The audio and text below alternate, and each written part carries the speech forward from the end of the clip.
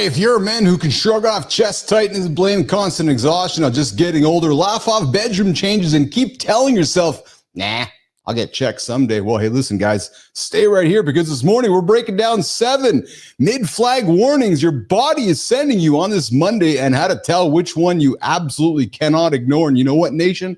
It all starts right now, live, L-I-V-E, this morning on Mornings in the Lab with Keith, John, and friends.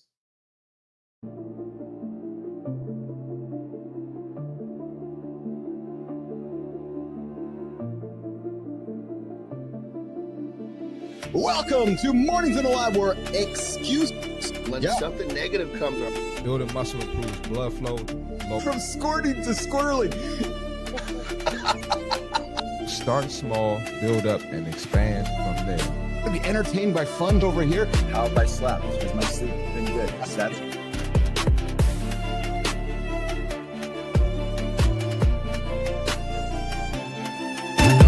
Doesn't come from breaking the rules, you guys.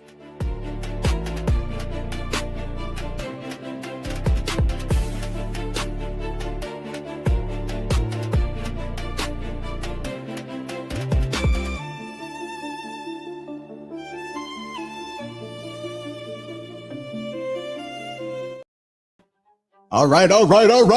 Hey, good morning. We are live, baby. It's 8 o'clock Eastern time, live here on YouTube, LinkedIn, and X. And good morning. Welcome back to Mornings in the Lab with Keith, John, and friends. Your live morning show for real talk, daily morning motivation and entertaining conversation. Yeah.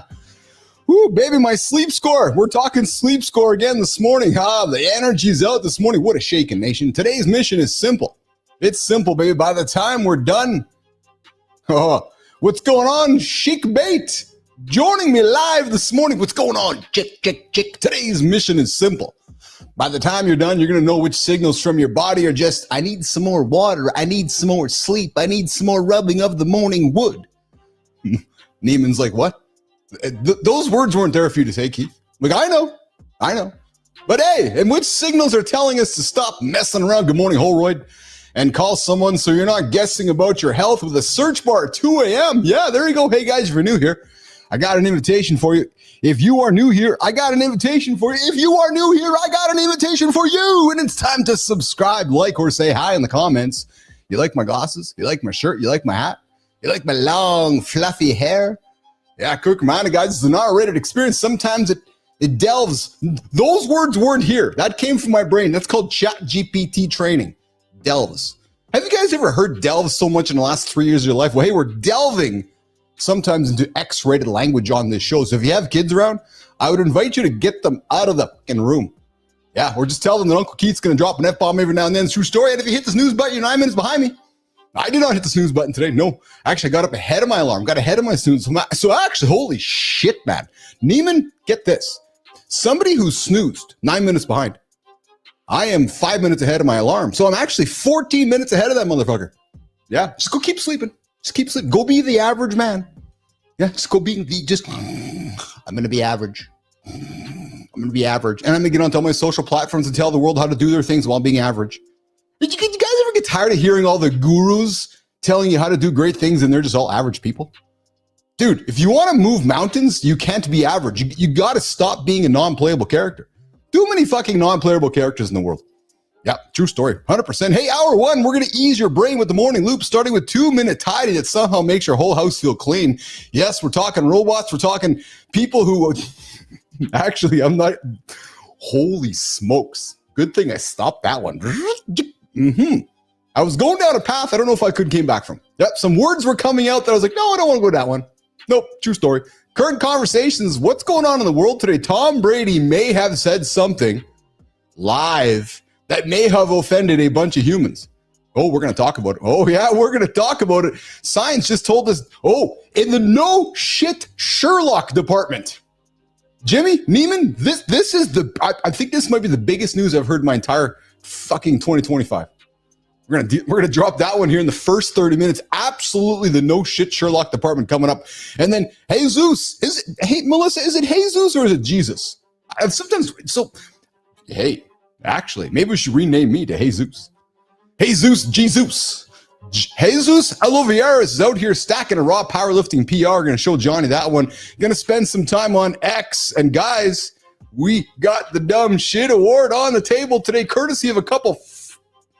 Almost dropped the F-bomb there. A couple guys I've discovered over the weekend that showed up again in my purview. And then we got Greg Schwen talking cancer, divorce, and comedy, and how you keep showing up when life swings way below the belt. And then we're going to zoom out to talk hidden crisis of men's mental health at work. I'm fine. Hey, how's it going, buddy? I'm fine. How's it going, cheek bait? I'm fine. How's it going, Holroyd? I'm fine. Even though deep down we're all just crumbling. We're all just crushing inside. Yeah, that's just hour one. Hour two, deep dive, 7 red flags your body's probably ignoring. You should get after that. And then in the morning loop reloaded, is it 68 or 72? What? Yeah, how cold do you like your house? And then I am going to dig into, Jimmy, I didn't talk about this with you, bottom of the second hour. I'm going to dig into the morning focus. I'm going to get personal with all you motherfuckers out there today. The 7 impact first wins that I took from my journey, practical ways to stop living.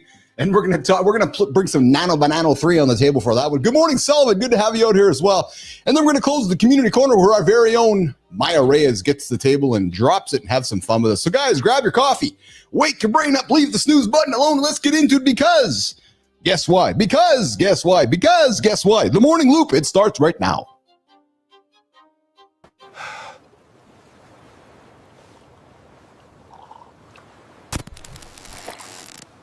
Frankie, Tommy. Can you hear me? It's Keith. I made it through. Boys, so hey, I was looking for you guys out there. Hold up, Keith. Keith, is that actually you? Yes, it's actually me out here, guys. I thought it was time to bring you guys back into the lab. I figured it was time to get you guys back to work. So I got some. Bro, we've been stranded in the Caribbean eating pretzels and Hope got. Thought you forgot about us. Hope ran out on Tuesday. No. Did not forget about you guys. You guys have been out there doing your thing. I've been out here building a show. Got a lot of exciting things coming. What the fuck, man? You disappeared. No calls, no texts, not even a carrier pigeon. He didn't even blue tick us.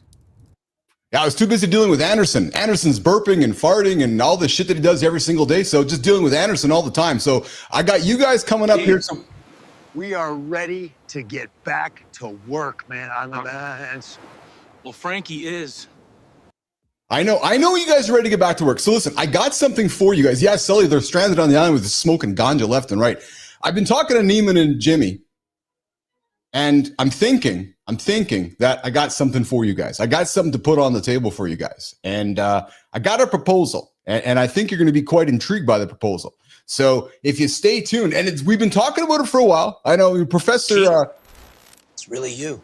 Yeah, it's really me, all right. Yeah, true story. And you have an Anderson's patient waiting. Call. Yeah, it's true. It's true. So I got a proposal for you guys. And I'm going to give you guys a proposal. We're going to bring Anderson up here. And then later on in the show, you guys are going to bring this. Keith, what the fuck, man? You're B-A-K. Okay. Yes, we know we're back. We know that I'm back. Okay. I'm back. Anderson's back. The whole team is back, boys. It's now time to give you guys the proposal. All right. So are you guys ready to get back to work? And you guys ready for my proposal? I don't believe it. Yeah, it's true. I think we got a bad connection here with these boys out there in the Caribbean. If you guys remember last time we saw these guys that were stuck on an airplane, Frankie and Tommy got arrested, and but we are now getting segments. Oh, miracles happen. Yeah, I got a segment for you guys. So we got two new segments. We got 2 new segments coming to the show, and it's dumb shit and did you know? Oh my God, yes, Keith, finally. Found his purpose. Yep. So we're gonna give Frankie the dumb shit award. You guys are gonna see the big dumb shit award coming up on the show here today, and then Tommy's gonna do did you know? So.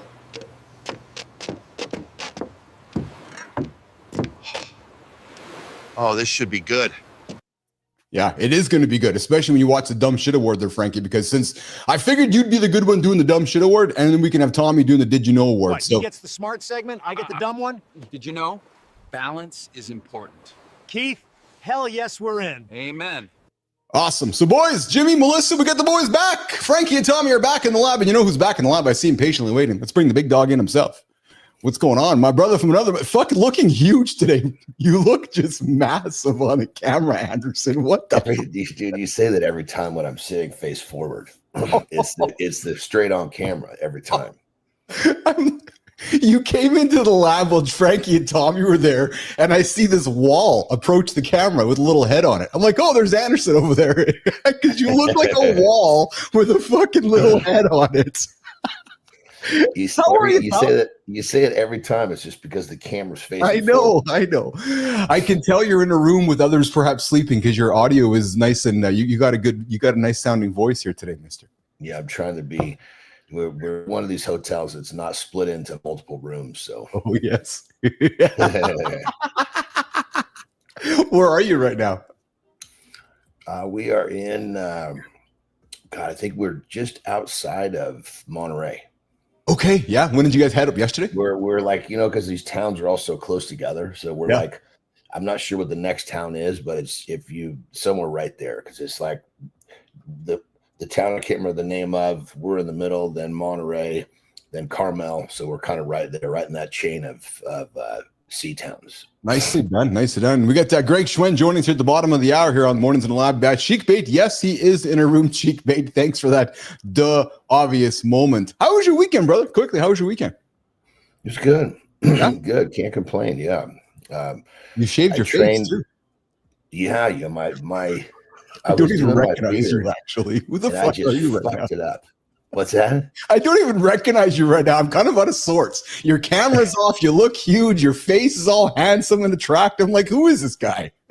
Well, because I was shaving my beard and I fucked it up, and I was like, God damn it!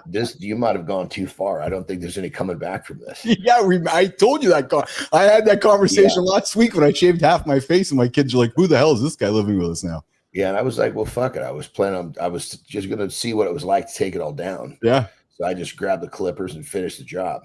Nicely done. Yeah. Sheik Bait would love to hear your story. He's a guy in a hot room, in a room. Yes, Sheik Bait, thank you for that. I have a story about a man I live with who I'm concerned about. Interesting.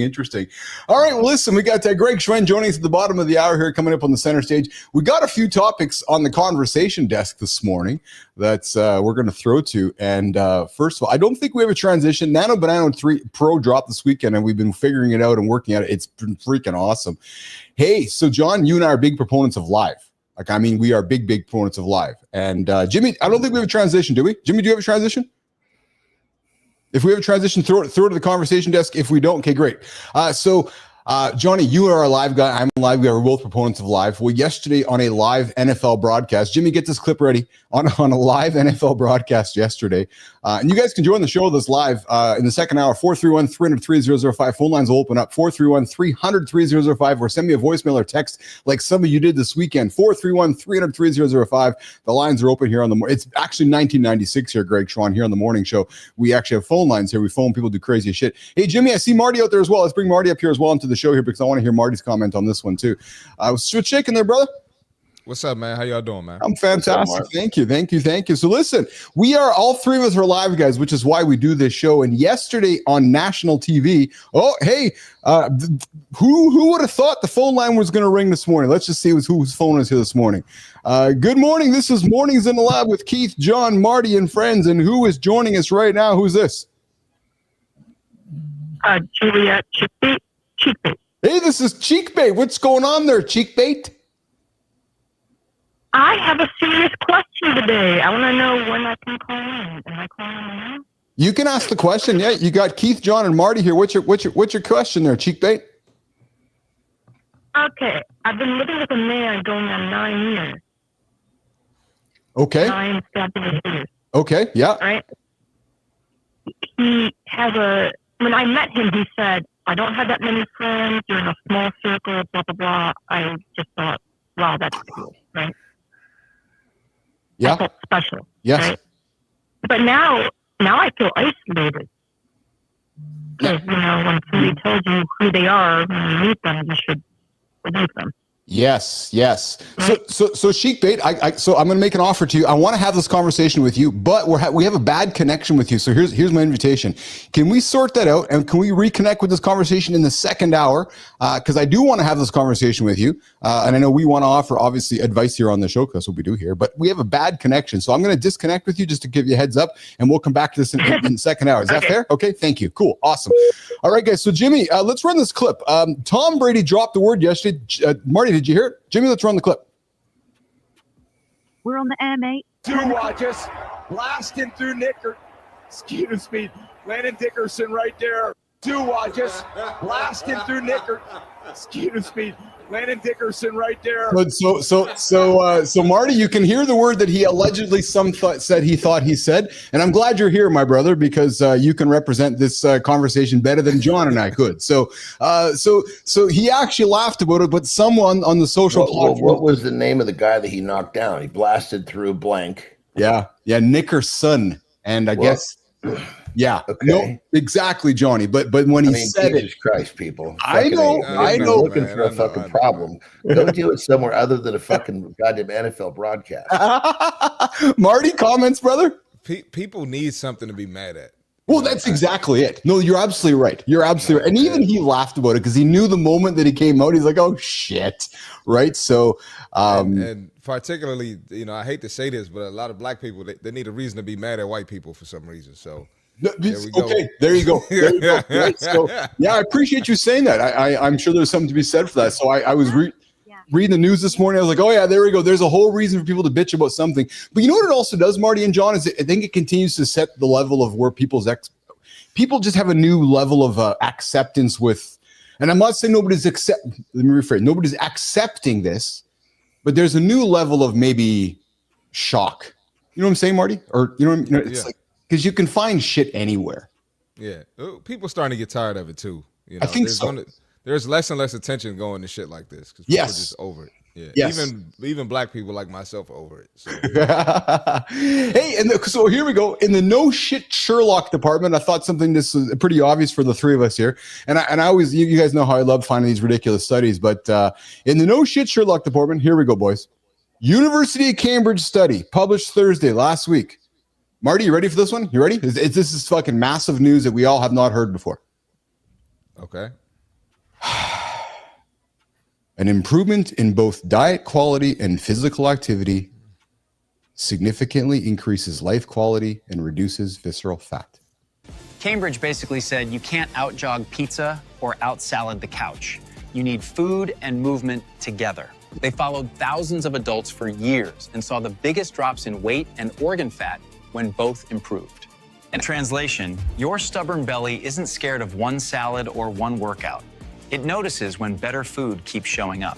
Most guys try to fix everything with gym intensity or strict meals alone, then complain the results feel slow or fake. Start tiny. Swap one processed meal for Mediterranean-style food and add one daily walk. Stack them before chasing advanced hacks. So, boys, Johnny, I saw you commenting. And I was having some laughter because we got all these ridiculous studies that tell us what we already know. John Anderson. So let me get this straight. Yes. So the gay boys are saying you add a Mediterranean meal in, and that's supposed to be the tip? No, just eat good whole food. Eat good. That's what Johnny heard. Just eat gold. So the whole point of the study was eat good whole foods, and you're probably going to take care of yourself, which is what we talk about on this show all the time. But I laughed because they had to have this study. They had to spend a bunch of money and find and follow almost 7,500 humans to do what we already know. Just eat good whole. Where did the Mediterranean part come in? I think that, so that was part of the study, that if you ate the Mediterranean diet, which we know is essentially meat, high fat oils, and just good whole foods. It's just another name for a good whole food diet. Was that the diet? One more way for the study to confuse people. 100%. Exactly. That's my point. Is that we're looking to put something attached to something, right? It's okay. Here's a study, and now so if you follow the study and then eat these foods following this diet, it's going to work out for you a certain way. Again, it's just another level of, I find, noise that just says, hold on, just eat good quality foods, get your body moving. Don't worry about what the diet is called, whether it's a keto diet, whether it's a Mediterranean diet, whether it's a whatever diet, just eat good quality foods. Simple. It is. There's nothing more complex about it than that, I don't think. And hey, Jimmy, let's get to this one next, man. We got a big Johnny. I got one for you, man.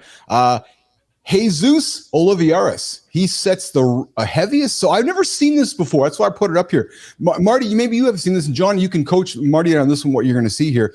Jimmy, let's run this video, man, of Jesus Olivares achieved the heaviest raw total in the history of powerlifting. I don't know what raw is, so I'm going to ask you when we see this here.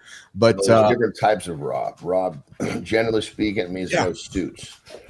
But then there's raw that has like knee wraps and belt, and then there's raw that has a belt and knee sleeves. So there's different categories of raw. Okay.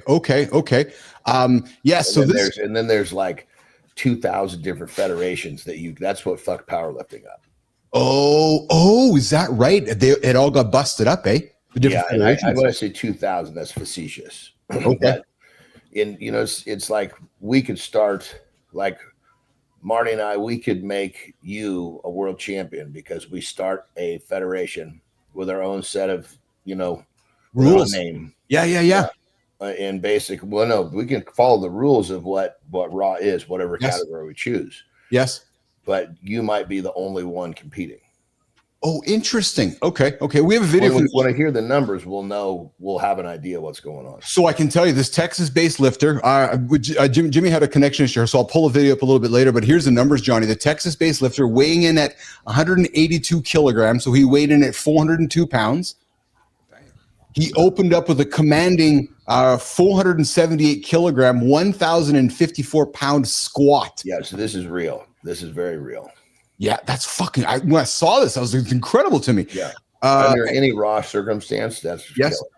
Is that right? Eh? Yeah. Okay. I'm gonna get this video ready. We'll drop it up here a little bit later. And then he followed this, John, with a 584 pound bench press before closing with a. Yeah, I know, Marty. Before. Well, you got to remember the guy's 400 pounds though too.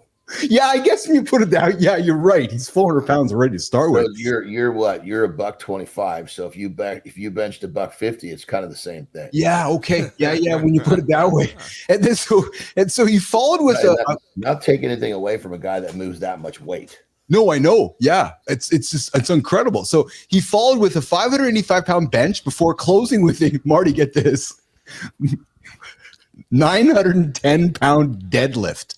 What the fuck? Going 7 for 9. I think we have the video here. If you guys can run that video, I want to show John because I want to get. I love now that we have an expert on the panel with us. I love learning about this. So let's run this video here and show the boys. He'll give him an 1173.5 as a total. He's locked in. The biggest. Yeah, that's Let's go! Yeah, it looks like he's got knee sleeves on, which would be the hardest of the whole thing too. That's a strong second attempt. Powerlifting history. Look at this guy. Should he Look at hit this. this? They're going straight for it.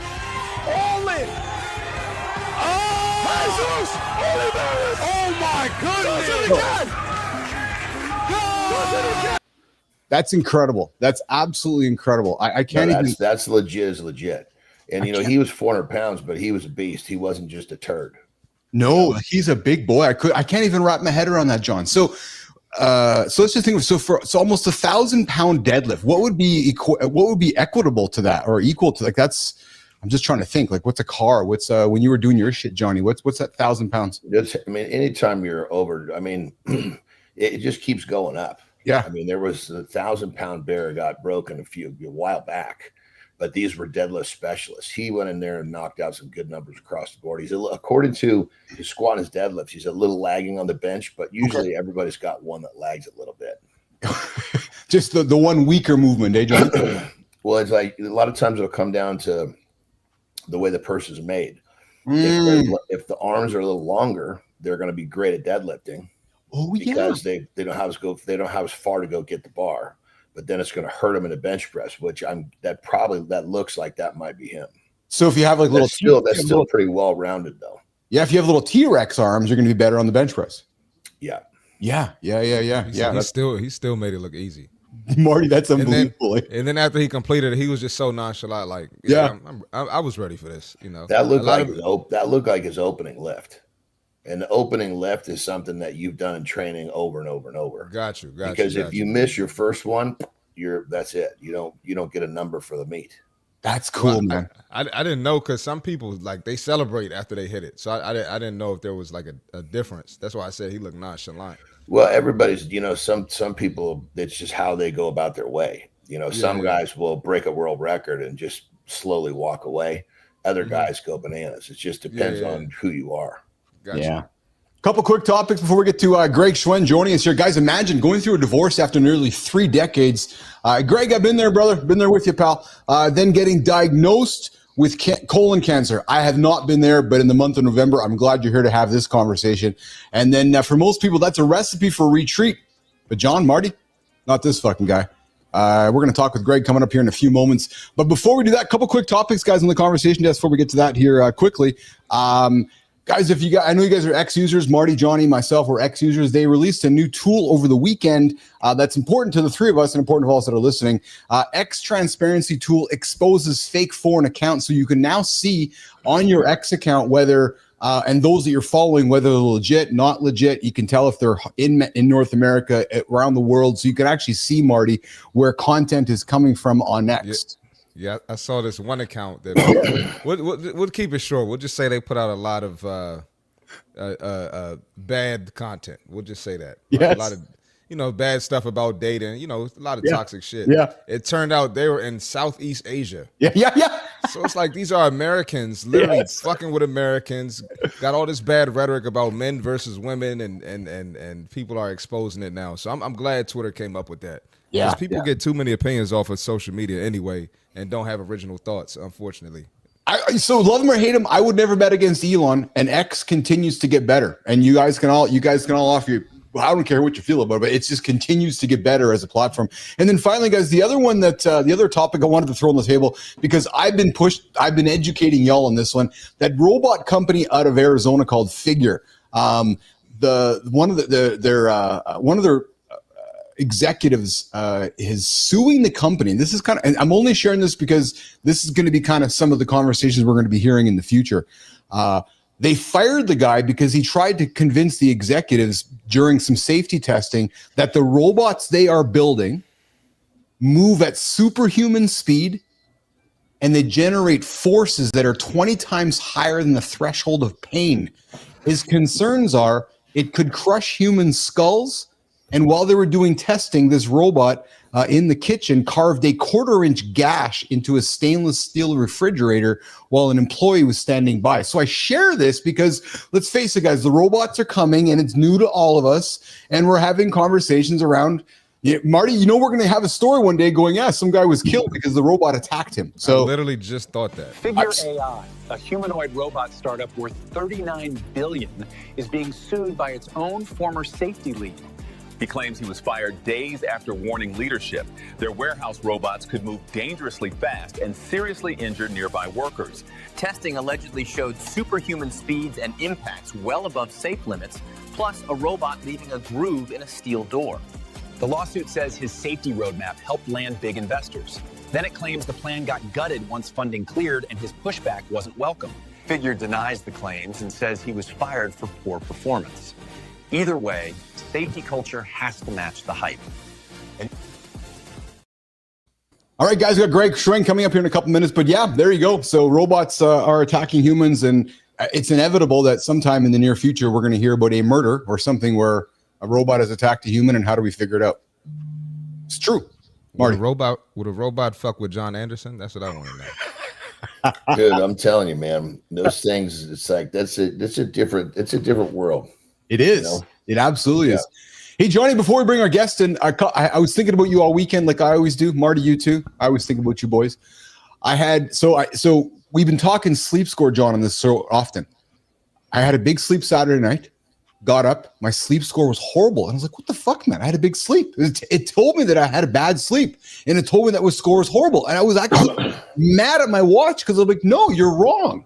And then it happened again yesterday. And then it kind of was a little bit off today. My point is, as we continue to dialogue on it, these things can fuck with your brain, man, if you don't have awareness in everything else. I'm just telling you guys, because it tells you one thing, Marty. It's like getting on the scale, right? You feel great, your pants look loose, but yet your scale is up. You've had clients like that too, Marty. So I'm just making a point of keeping these conversations about. Bro, what did I got on the show and immediately started preaching against the numbers. Yeah. Immediately. Yeah, there we go. Throws a lot, that leaving the watch at home throws a lot of my clients off too. Yes. But hey Keith, did you tell Johnny the story I told you on Friday? No, quickly tell him. Yeah, before we bring Greg in. Real quick. So my mom was at her job, John, and she says, yeah, my son's on this show with these guys, Keith and John. So my mom shows the guy on YouTube, and he's like, these guys? She's like, yeah, those guys. And that's my son. So she said the guy starts watching the show, but he doesn't turn the sound on yet. And he's like, these are dude bros. And she was like, what is a dude bro? They just look like they say dude and bro all the time. And he was right. But hold on, he's watching it. He's watching it without the sound. Yeah, he couldn't. And he's going to start talking about what he started talking about what we're talking about. Yeah, they said they look like they say dude and bro a lot, and he was right. So yeah, just had to share that with y'all. Be honest. When was the last time you laughed so hard at work that the slide deck actually got better afterward? Imagine the guy whose full-time job is walking into those serious boardrooms and making everyone laugh at themselves again. That guy is Greg, corporate comedian, business humor speaker, and professional fixer of boring meetings. For more than 30 years, he has flown into ballrooms and breakouts, turning Microsoft, McDonald's, IBM, and United into punchlines. He has opened for Celine Dion, Keith Urban, and Jay Leno, proving clean comedy can still shake 1,000 people awake. He researches every client, learning their acronyms, jokes, and truths, then builds sets that feel like they were written in-house. He even created a travel series, A Comedian Crashes Your Pad, living in bizarre Airbnbs while making strangers and corporate crowds howl. Today, his sweet spot is leaders and teams who secretly know their culture is tired and need permission to be playful again. Offstage, he is a gray divorce survivor after 29 years of marriage, asking why support groups forget the men. He stared down stage 2 colon cancer, turning chemo chairs and bright hospital corridors into material, refusing to let fear own the microphone. Underneath every joke is his belief that humor is not optional at work. It is a vital sign of health. Greg, we're excited to sit down with you today. Welcome to Mornings in the Lab. Greg Schwen, what is shaking, brother? hey, dude. Hey, bro. I'm sorry. I had to start off with that. What's going on, Greg? How are you guys? Well, yeah, I'm with you, brother. I didn't understand that very well either. That seemed like, and then the best part was he says all this, but he's watching without the sound. Right, exactly. Yeah. Jesus Christ. Crazy. Good morning, Greg. Where are you joining us from today, brother? From Chicago. And where are you, Keith? So I'm up here in your Twin City. We call Winnipeg, Canada, home of the Winnipeg Jets, just north of you. The twin Windy City up here in Canada. So when I was watching you, I did get an A coming out of you. So there you go. Canada, but then you also threw in a y'all. Yeah. Well, I hang out with my American brothers every single day here, and I love that. So listen, thanks for joining us in the lab here this morning. It's not lost upon me that you have been you've been fortunate in your career to open up for some pretty high profile people, but now you get a chance to spend some time with some even higher profile people like John Anderson and Christopher Martin and Keith Billis. And I'm just wondering, like how I think I can call it a career. I'm thinking so. Yeah. As you're sitting back in the green room wondering what the hell you got yourself into this morning. Not at all. I love you guys' energy. I love the topics you were talking about. And hey, man, thanks for that. Thanks for that promo off the top. I know that was a little AI generated because that's not me, but certainly the message that you guys put together was amazing. And I know all about AI. They're like, oh, we can't actually use. We'll just find somebody who looks kind of like Greg, and you found somebody with all his hair. Yeah, well, we lean into the ridiculousness of all of that, including our co-host, the smoke show herself, Sophia Grant, who introduced you. So, Greg, let's get into it, man. Let's get right into it because we don't have a lot of time with you this morning. But John, Marty, Greg has had quite a journey, dude. And there's two things, the two letters in the alphabet that pull right to the front, man. Which your story, I guess made me walk towards. Dude, you're a cancer survivor and you're a divorce survivivor. Right. Yeah, and those occurred simultaneously. Dude, simultaneously. Yeah. So I've had a pretty great career, I think, as a corporate comedian and a business humor speaker, which is sort of a special niche that I've been able to kind of just immerse myself in. Good for you. And that was going great. And then, obviously even comedians have problems in their lives. I think a lot of times people don't realize that. I think a lot of times people think comedians were just put on earth to entertain others. Hey, hold on. Chris Farley, Robin Williams. Oh, we can go through the list of great comedians who we've lost too early because we think they're fine. Right. You might have heard my monologue. My monologue was too many men are like, I'm fine. No, you're not fucking fine. You got something going on. Let's talk about it. Right. Exactly. So, I don't want to get into too much of the divorce. I mean, it happens. But what I found out that term gray divorce that you used is a phrase that is really becoming more mainstream. Yes. Because even though the divorce rate is falling as a whole, the divorce rate of people over 50 is the only demographic that it is on the rise.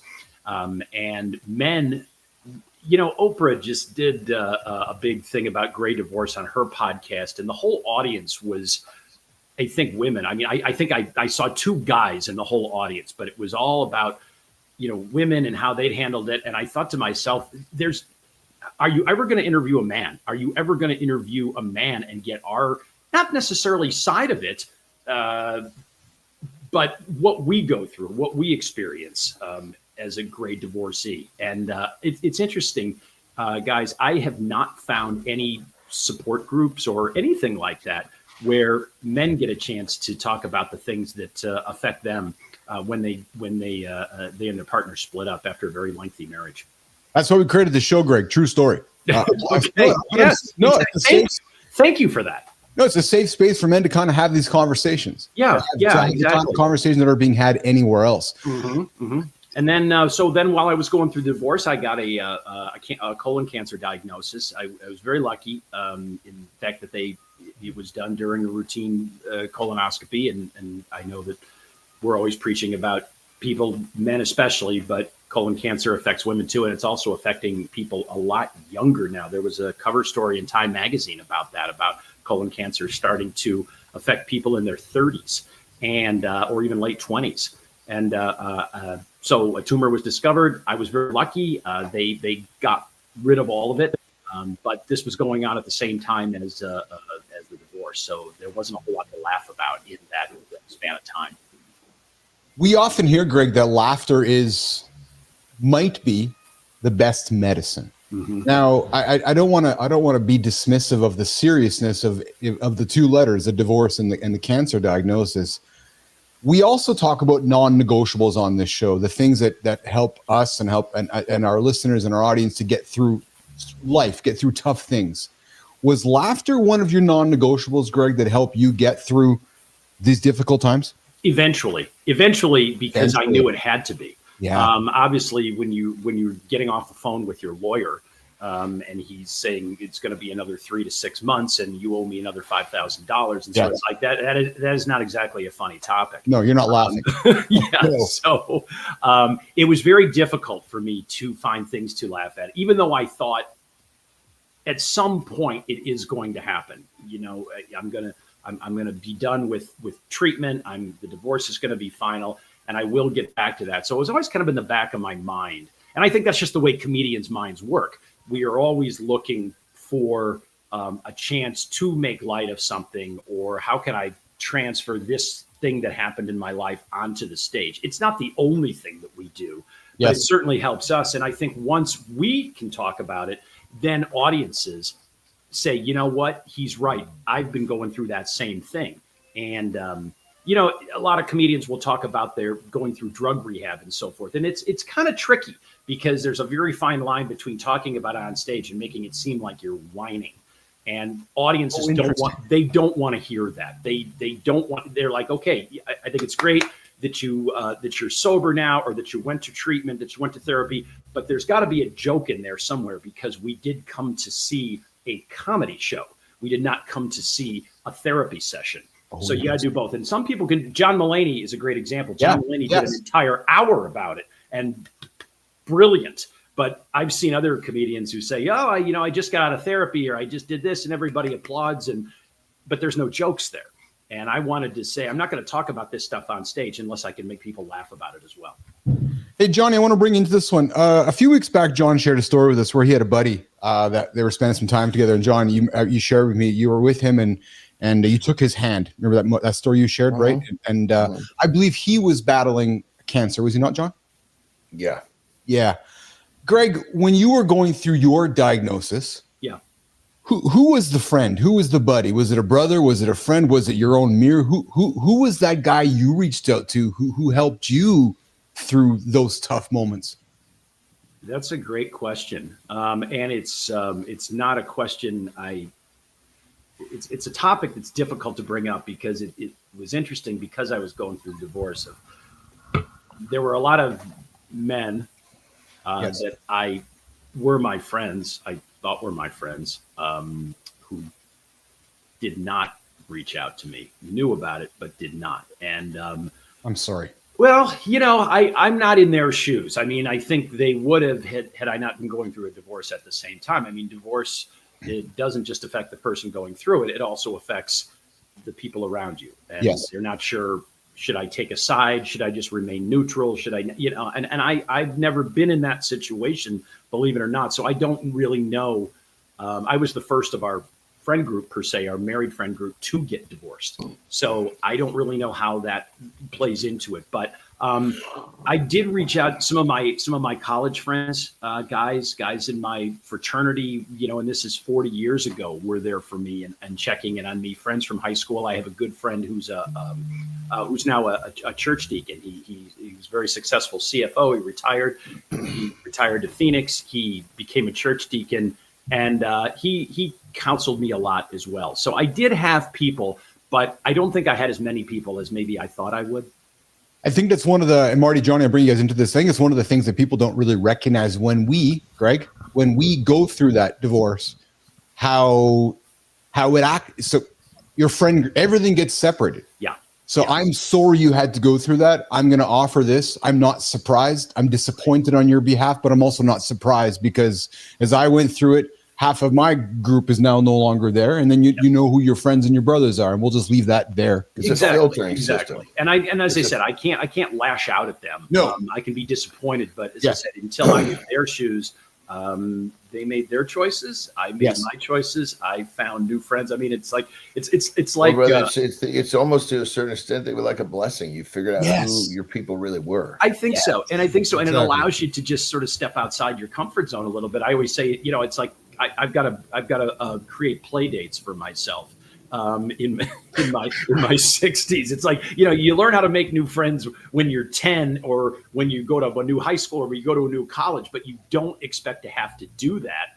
When you're in your 50s or your 60s or so forth, it's just it's totally new to start over and to have to relearn how to do everything. And that, honestly, that's where a lot of the humor comes in too, having to reinvent yourself, because everything is new to you.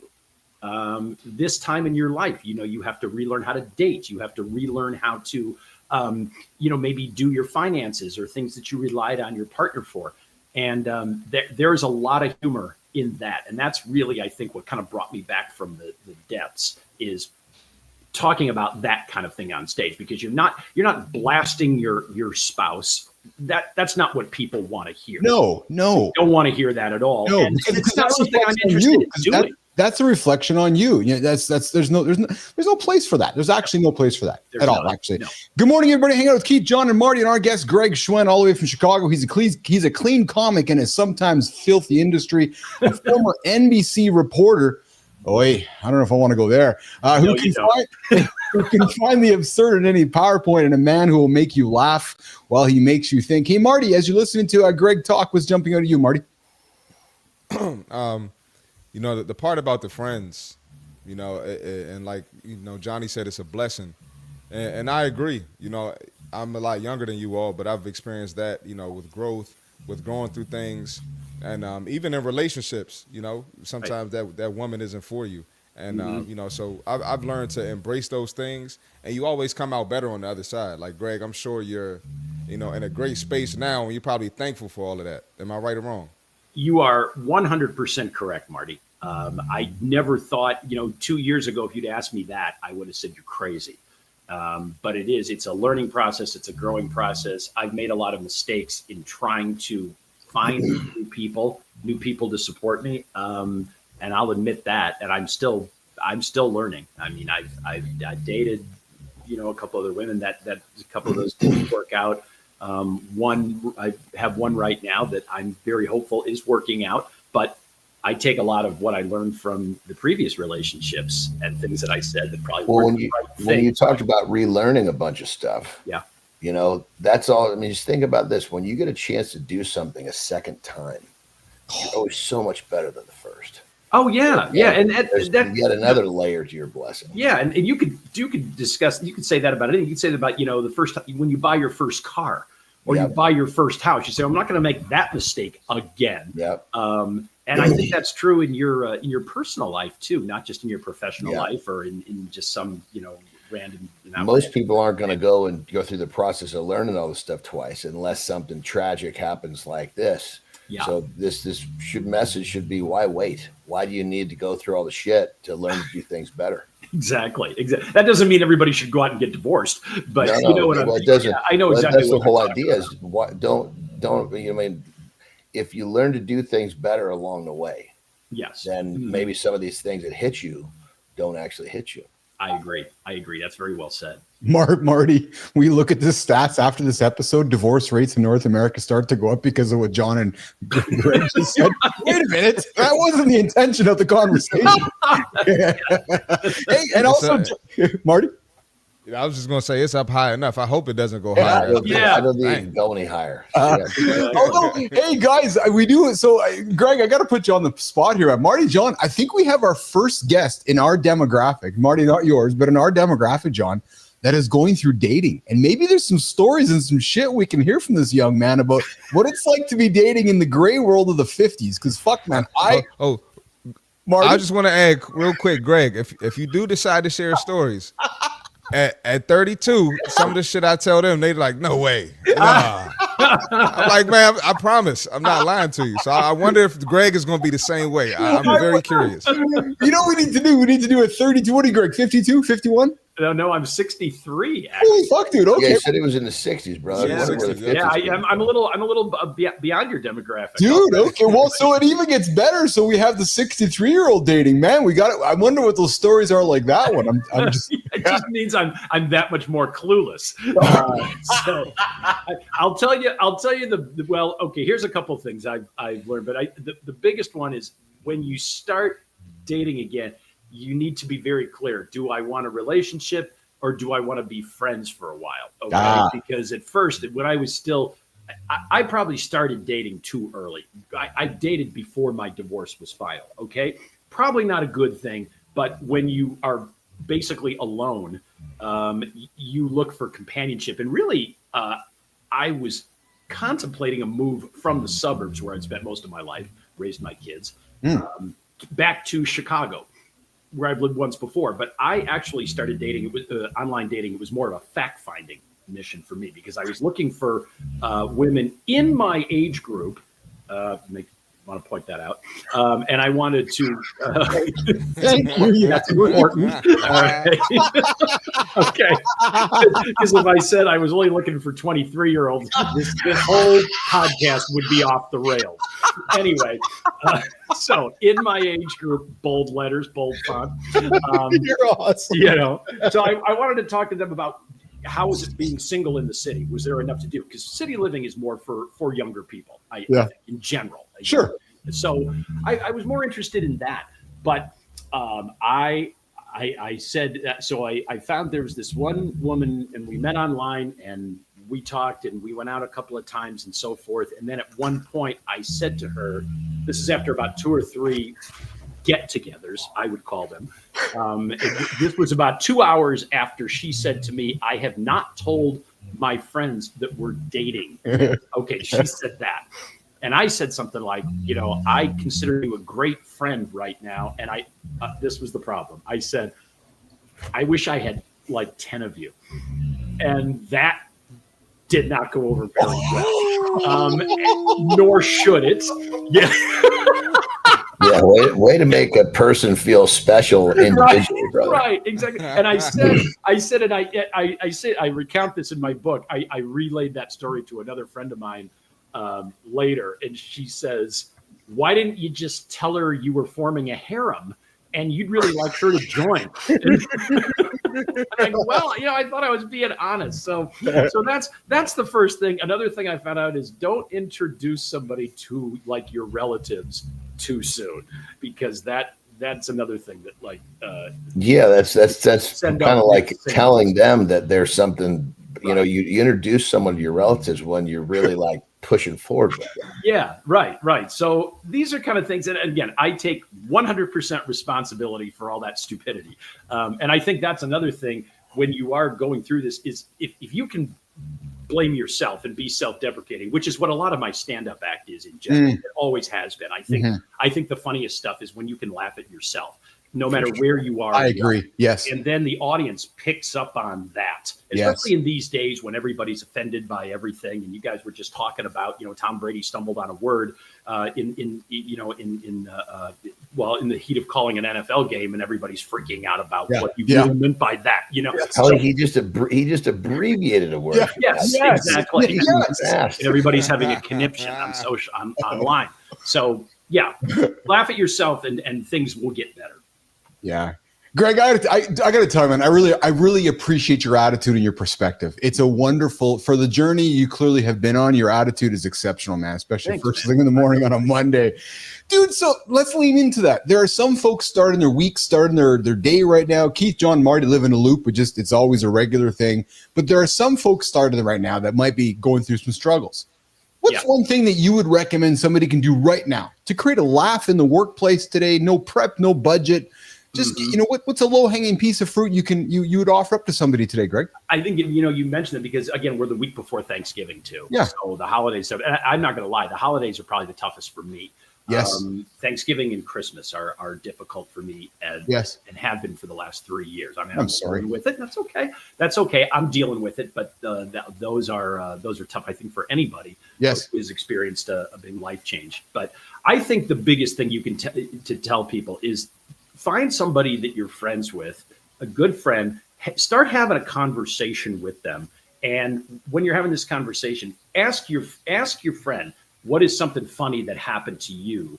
And don't try to create something, but have your friend tell you something that's funny and see if it triggers something that's funny in you. I will tell you one of the first thing that made me laugh in going through the divorce is I was on the phone with a good friend of mine, and I say, they're always talking about your friends, they always want to check in on your health, your mental health and your physical health.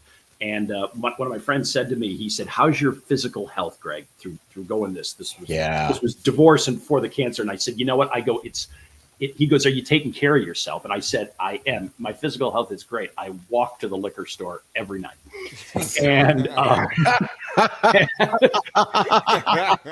and that just came out, and we both started laughing. And I wrote that down. I'm like, okay, there we go. That is the beginning of me kind of getting back in the saddle. And I think that's, we all hear about, and you alluded making to lemonade out of a lemon, brother. That's it. Yes, exactly. We all hear about reaction. Laughter fires off endorphins. We don't need to. That's been beaten to death. But just if you can, the more you talk to somebody, the more something funny will come up. And once you're laughing, then things just can only get better from there. And that's brain chemistry, bro. Brain chemistry. Mm-hmm. I mean, what we're doing right now is a classic example. It's Monday, and as I said, some of us are going into the holidays. We're not sure what we're going to do, and I admire you guys for having your show on at this time of day, because why not? Why not start out with something positive and something that everybody's like? And I hope people watching the show can say, okay, that I can totally relate to what this guy's talking about. So it's why I invited you here. True story. Yeah, thank you. Because we're trying to find guests on this show that others can relate to and others can pick a part of their story and maybe have somebody, have a reason to get up, get after it. And you know what I'm doing Thanksgiving morning? I mean, I do have plans. It's not like I have nothing to do. I'm with some good friends that were with me when this all started. But on Thanksgiving morning, I'm going to go do stand-up comedy for a bunch of naval recruits. Oh, good for you, man. 22-year-old naval recruits who are just about finishing basic training, probably who are away from home for the first time. And I'm sure that they're waking up and maybe they're on that day. And this is probably something new for them. And if I can make them laugh about their training, about what they're going to do, about the service that they're providing, I can't think of a better way to spend the holiday than by starting it off doing that. Yeah. Well, I have an invitation for you. Yeah. On Thanksgiving and on Christmas, Keith, John, and Marty will be here. It's, because we got to wake up anyways. And, our goal is to help humans get up and get after it and help achieve their biggest audacious goals. Mm-hmm. If you're looking for some company, if you're looking for some friendly voices, if you're looking for some friendly conversation, I invite you to join us in the morning, either in the comments or better, you want to come join the show to remove a little bit of emptiness from those mornings. I would love to extend that invite to you. Okay. Keith, I love that. I absolutely love that. Thank you so much. That's exactly what I'm talking about. It's guys helping out other guys. Yeah. The fact you getting up on a Christmas morning or Thanksgiving morning and not feeling like you're part of something doesn't make me feel very good. The YouTube channel is here. We are here. And I got a phone line open, Greg, 431-300-3005. And true story. Men have taken me up on this. Weekends, evenings, just sending a note saying, fuck, something's going on. Do you have some time to talk? Mm-hmm. So, dude, there's a number, 431-300-3005. Please take it up. Greg, how can folks find you, connect with you, engage with you, hire you, and get some laughter? Exactly. Yeah, that's, we talked most about the personal. We didn't talk much about the fact that I do, most of my shows are for business groups, corporations, and so forth, at their conferences and their sales meetings. But gregschwem.com, you see my name on there. Put it together and put com on the end, and that'll show you lots of videos. It'll basically tell you my story and what I've been doing. And people, when people hire comedians, especially in the business world, they need visual proof. They need to see that you know what you're talking about, and that you're not going to say something that's going to piss people off or get HR up your butt. So that's what my website's all about, and you'll hear a little bit about my story and how I dealt with the cancer diagnosis, the book that came out of it as a result. So I would love to talk to you. What's your book, Greg? Book is called "Turning Gut Punches into Punchlines: A Comedian's Journey Through Cancer, Divorce, and Other Hilarious Stuff." So, which we talked about a little bit. So, awesome. How you can make it funny. Could you just quickly put that up on screen one more time for me? Absolutely. That'd be great. So, hey, Petro, I know you're listening. Petro, there's a book for you to half read. So, everybody Dr. Don Petrocelli is one of our resident. He's a bullshit professor here in the lab, Greg, and he's awesome, man. He's out of Pennsylvania. He's got this library. Greg, all he reads is half the books. Actually, I can save you some money. Just send Petro half of the book, and he can break it down for you. And I know he's had some great success in his life reading half of books. So very good. Okay. Yeah, Petro, shout out to you, brother. All right, guys. Greg, I appreciate you hanging out with us, and I appreciate your vulnerability. Greg Schwen, you shared some stuff with us today that I don't know if you were ready to share, but I'm really grateful that you felt safe enough to share with us. Thank you for that. I appreciate that. And gentlemen, it's been a pleasure talking to you and getting to know you, and happy holidays to all three of you. Absolutely. Same to you. Brother, Thank you you. got great energy. Keep that shit up. All right, man. Thanks so much. All right, guys, we're going to do a reset on hour 2 here on Mornings Live with Keith, John, and friends. Johnny, we're not going to do a lifestyle tip with you today because your situation here we'll help you stay quiet there so Terry can sleep. So we'll do a quick little 60-second reset. We'll come back to an hour 2, and then we got some fun chats happening with Keith, John, coming up in the second hour of Mornings in the Lab with Keith, John, and friends. Let's do it, guys.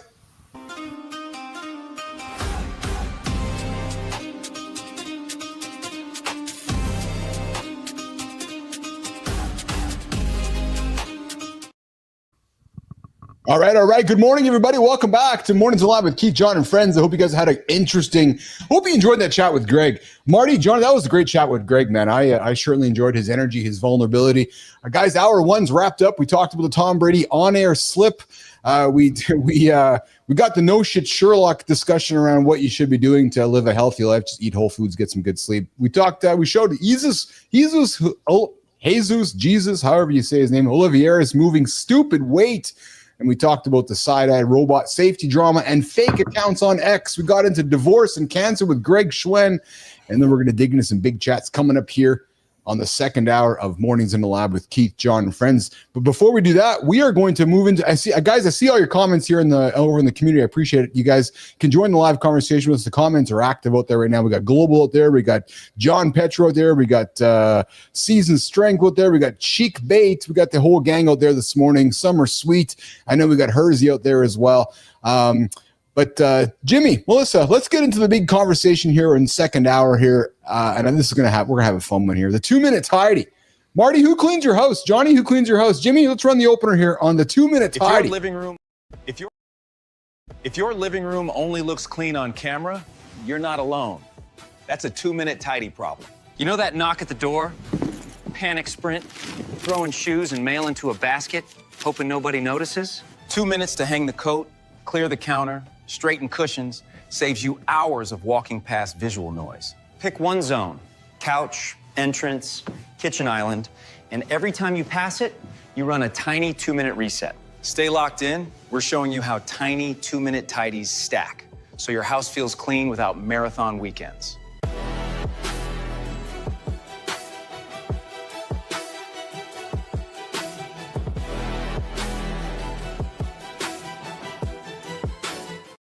Marty, we're putting Johnny on the spot for this conversation. He doesn't even know it yet.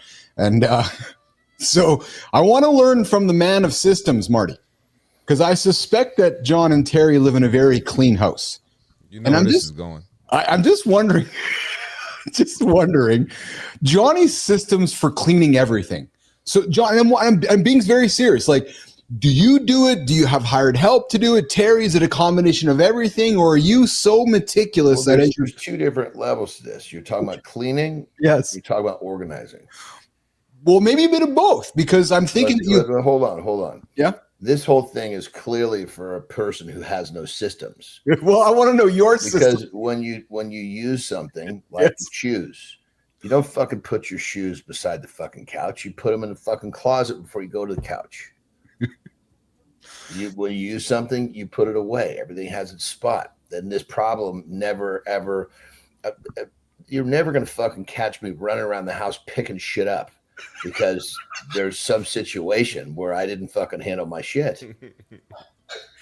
Marty, this is exactly why I put this on the table today. Because I knew this. And when I say never, that's a fucking steadfast word. So, Marty, could you imagine if we went to John and Terry's house? Do you think there's probably labels underneath everything where everything goes? And John's like, okay, this has to go here. Labels. This is my life.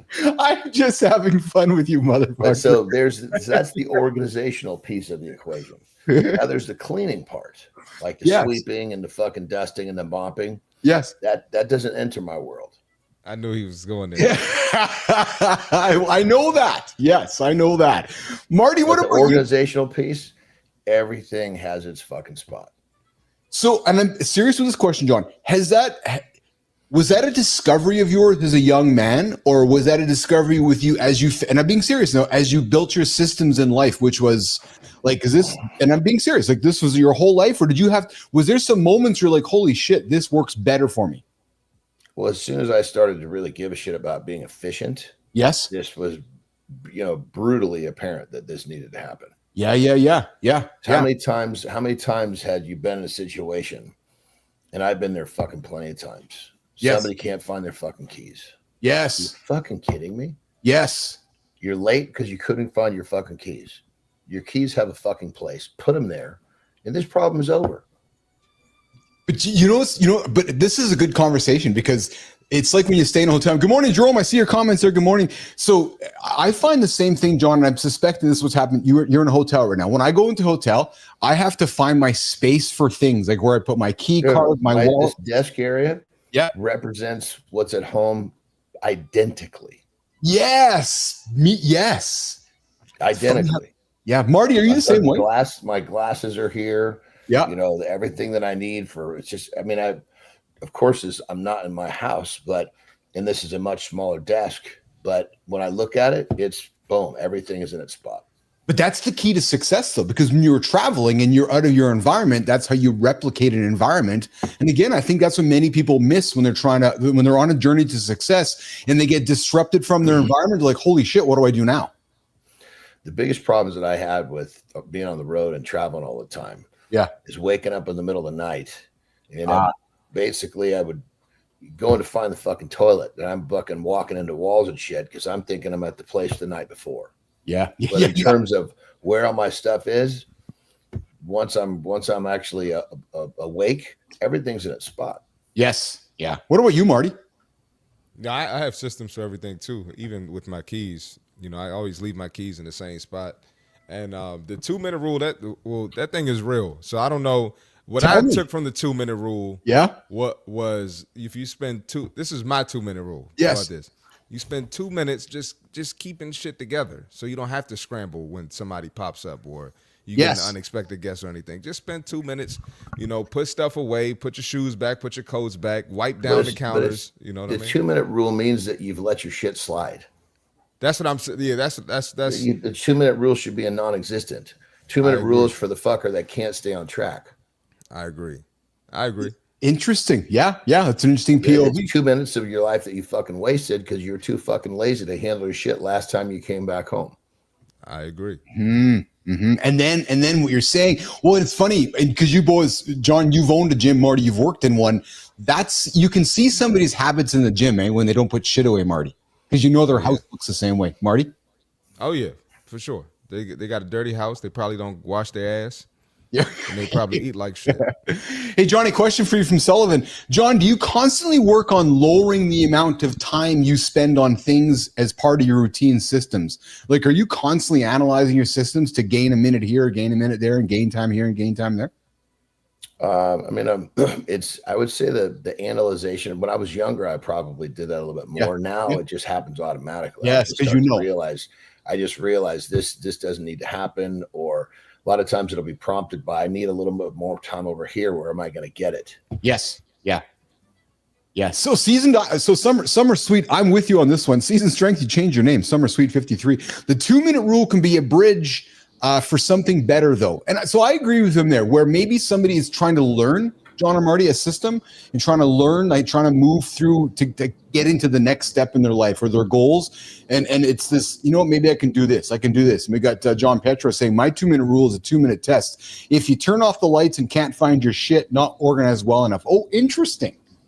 Well, if you need a rule based around time, let's call it the fucking 5-second rule. Yeah. If it takes you less than 5 seconds, do it fucking now. This will cure your problems. Yes. That means you're dealing with these little tiny bits of time. And when I get home and when I'm taking my shoes off, yes, they're going to take me 5 seconds to put in the closet. Yeah. So that thing's in effect all the time. But I even go further than that. Jesus Christ, I even have a pair of flip-flops by my desk. I have a pair of flip-flops in my office. So I have a place that, I've got all of it. My life is kind of set up for efficiency. Oh yeah. And then it gets to the point where I just stop wearing fucking shoes altogether. I just eliminate that. That's just one less thing to worry about. Christopher? Gotta love Johnny, man. I love it, man. I just love it. So then let's go here then. Let's continue having some fun. And it's funny because these things that affect all of us, it drives conversation because this affects all of us. How we put our keys, where we put our keys away. Well, if you boil this down, what are we talking about? We're talking about creating time to do more of the shit we want to do. Yes. So are you fucking wasting your time because you're too fucking lazy? Or are you actually being smart about how you invest? Because every action is either going to move you forward or it's going to move you back in terms of your collection of time. Well, and what's interesting to me with this one is that this separates the average man, John, from the one that is not average, I think. Well, the tipping point, I think, but at least with me. Yes. As soon as I realized that, because there's a certain point where we all have more time than money. Yes. That's just the way that starts. Yes. And then also we realize, Jesus Christ, I have less time Money, I have less time than I have money. All of a sudden the way that you look at things starts to shift because you're protecting your time, not your money. When you don't have much money, you're fucking, oh, well, Jesus Christ, I'm not going to pay somebody $20 to mow the lawn. I'll take my Saturday and do that myself. Well, fuck, you got way too much fucking time. Yeah. Yep. No argument there. All right, let's move from a clean house to I gotta go at 15 after, guys. Well, hey, quickie, before you go, Marty, quick question for you. You're staying with mom these days, aren't you? You live with mom, aren't you, Marty? Yeah. So who controls the temperature in the house, you or mom? And I'm serious. Is it 68 or is it 72? Jimmy, don't run the clip just yet. Is it 68 or 72, Marty? Who runs the temperature in your house? That's dumb shit. I'll let her have it. Oh. Yeah, but just by the nature, it's her house. That's kind of the way it works. That too. Yeah.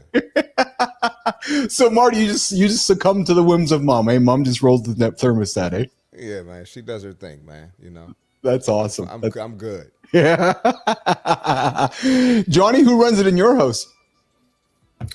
Dude, I don't pay attention to these kinds. No, you just let it go. See what I say? See, dumb shit. See, I told you. See, Johnny's he's rubbing off on me, man. See, I love it. But I will say though that there are times like in the evening time. Yeah, I make sure my sleep hygiene is a big part of my plan. So I will make sure that the thermostat is set to a certain point when I go to sleep. After that, I don't worry about it. Yes. People can do whatever the fuck they want, but when it's sleeping, it's going here. When it's sleep time, this is the number on that fucking little box. That's fair. All right, well, listen, Jimmy, let's rock Marty out of the lab here, and let's get into the conversation around the big one here. See y'all tomorrow, man. See you, Marty. Have a good one, pal. Have a good look, my brother. Jimmy, let's do this one. Your body's red flags. 7 warnings that men ignore until it's too late. And I figured on the month of November here, when we're just continuing to create awareness around men's health, men's awareness. Let's have this conversation around your body's red flag. 7 warning signs that men ignore until it is too late. And I think we've all had stories where we've had somebody in our life who it's like, oh shit, man, if they would have just done this a little earlier, or would have done that a little bit earlier, maybe life would have been a little differently for them. So Jim, let's run that opener on your body's red flags. 7 warnings men ignore until it is too late. Jimmy? Most of us drive our bodies like junkers, dashboard lit up, warning lights flashing, and we still keep flooring it. Chest pressure, weird fatigue, constant bathroom changes, brain fog, mood swings. You call it aging, your body calls it help. Tough is not white-knuckling mystery pain for months. Tough is saying, this feels wrong, I'm booking an appointment before it escalates. Blood pressure, sleep, mood, energy. You need a baseline, so changes stand out, not surprise you in an emergency. In Deep Dive, we'll walk through 7 red flags men ignore. So if one sounds like you, call your doctor.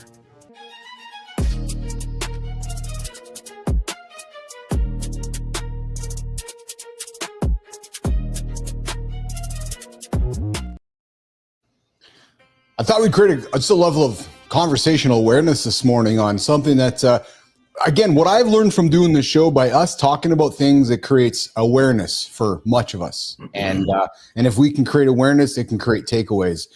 So I got 7 red flags that if we're experiencing these things, maybe we want to make some phone calls today. Johnny, first one, man, is chest pain or pressure, any unexplained chest discomfort, especially if it spreads to arm, neck, or jaw, may indicate some heart issues. And I'm going to be honest, man. Have you ever had... Real quick, let's back up a little bit. Let's just pretend, right, that we were running a test. And what we were going to do is we were going to just sip on rat poison for 30 days. Ooh, yeah. Right? Would we have any fucking question why all of these symptoms started to pop up? No. Would we fucking call the doctor? No, we'd stop fucking drinking the rat poison. Yes, but what happens though is that we all get active and busy, and things start happening to us. And in my experience, what happens is we will often ignore them. And that's part of the problem is that they're calling for help.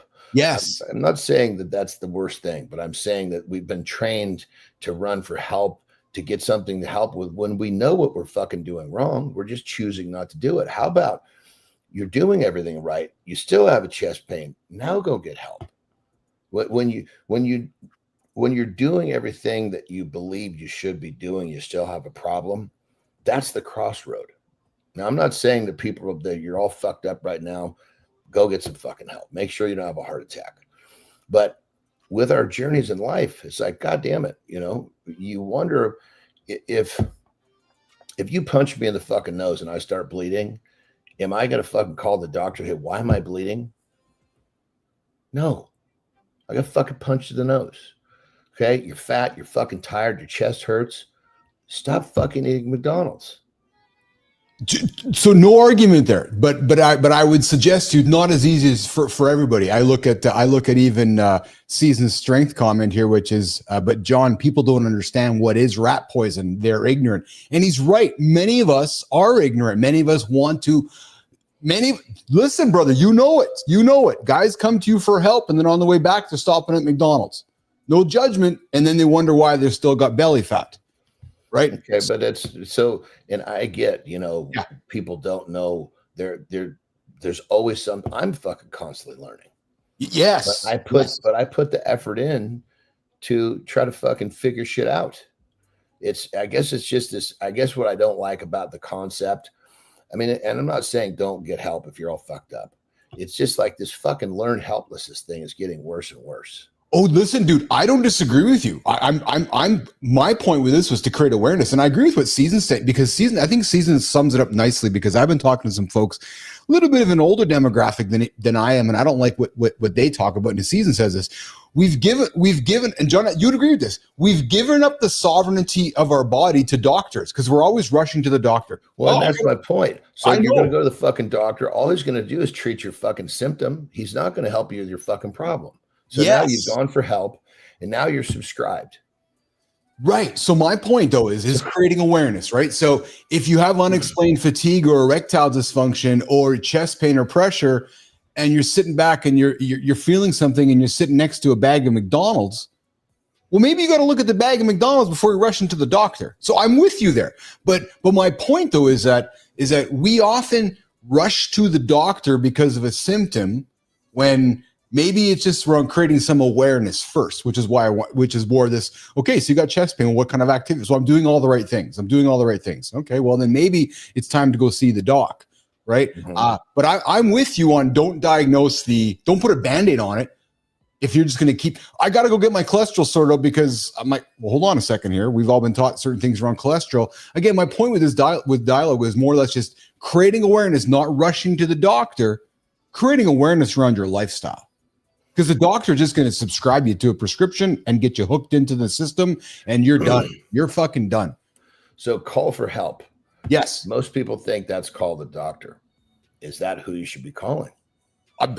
So I don't necessarily think so in 2025. Now, don't take that as Keith's not saying don't go to the doctor. I'm saying I agree with Season. Don't just run to what we have been taught. Be curious. Be curious about your body. Go research. We've never had more information at our fingertips where we can, Well, that's the thing that sparks my whole thing on this. It's like, yes, we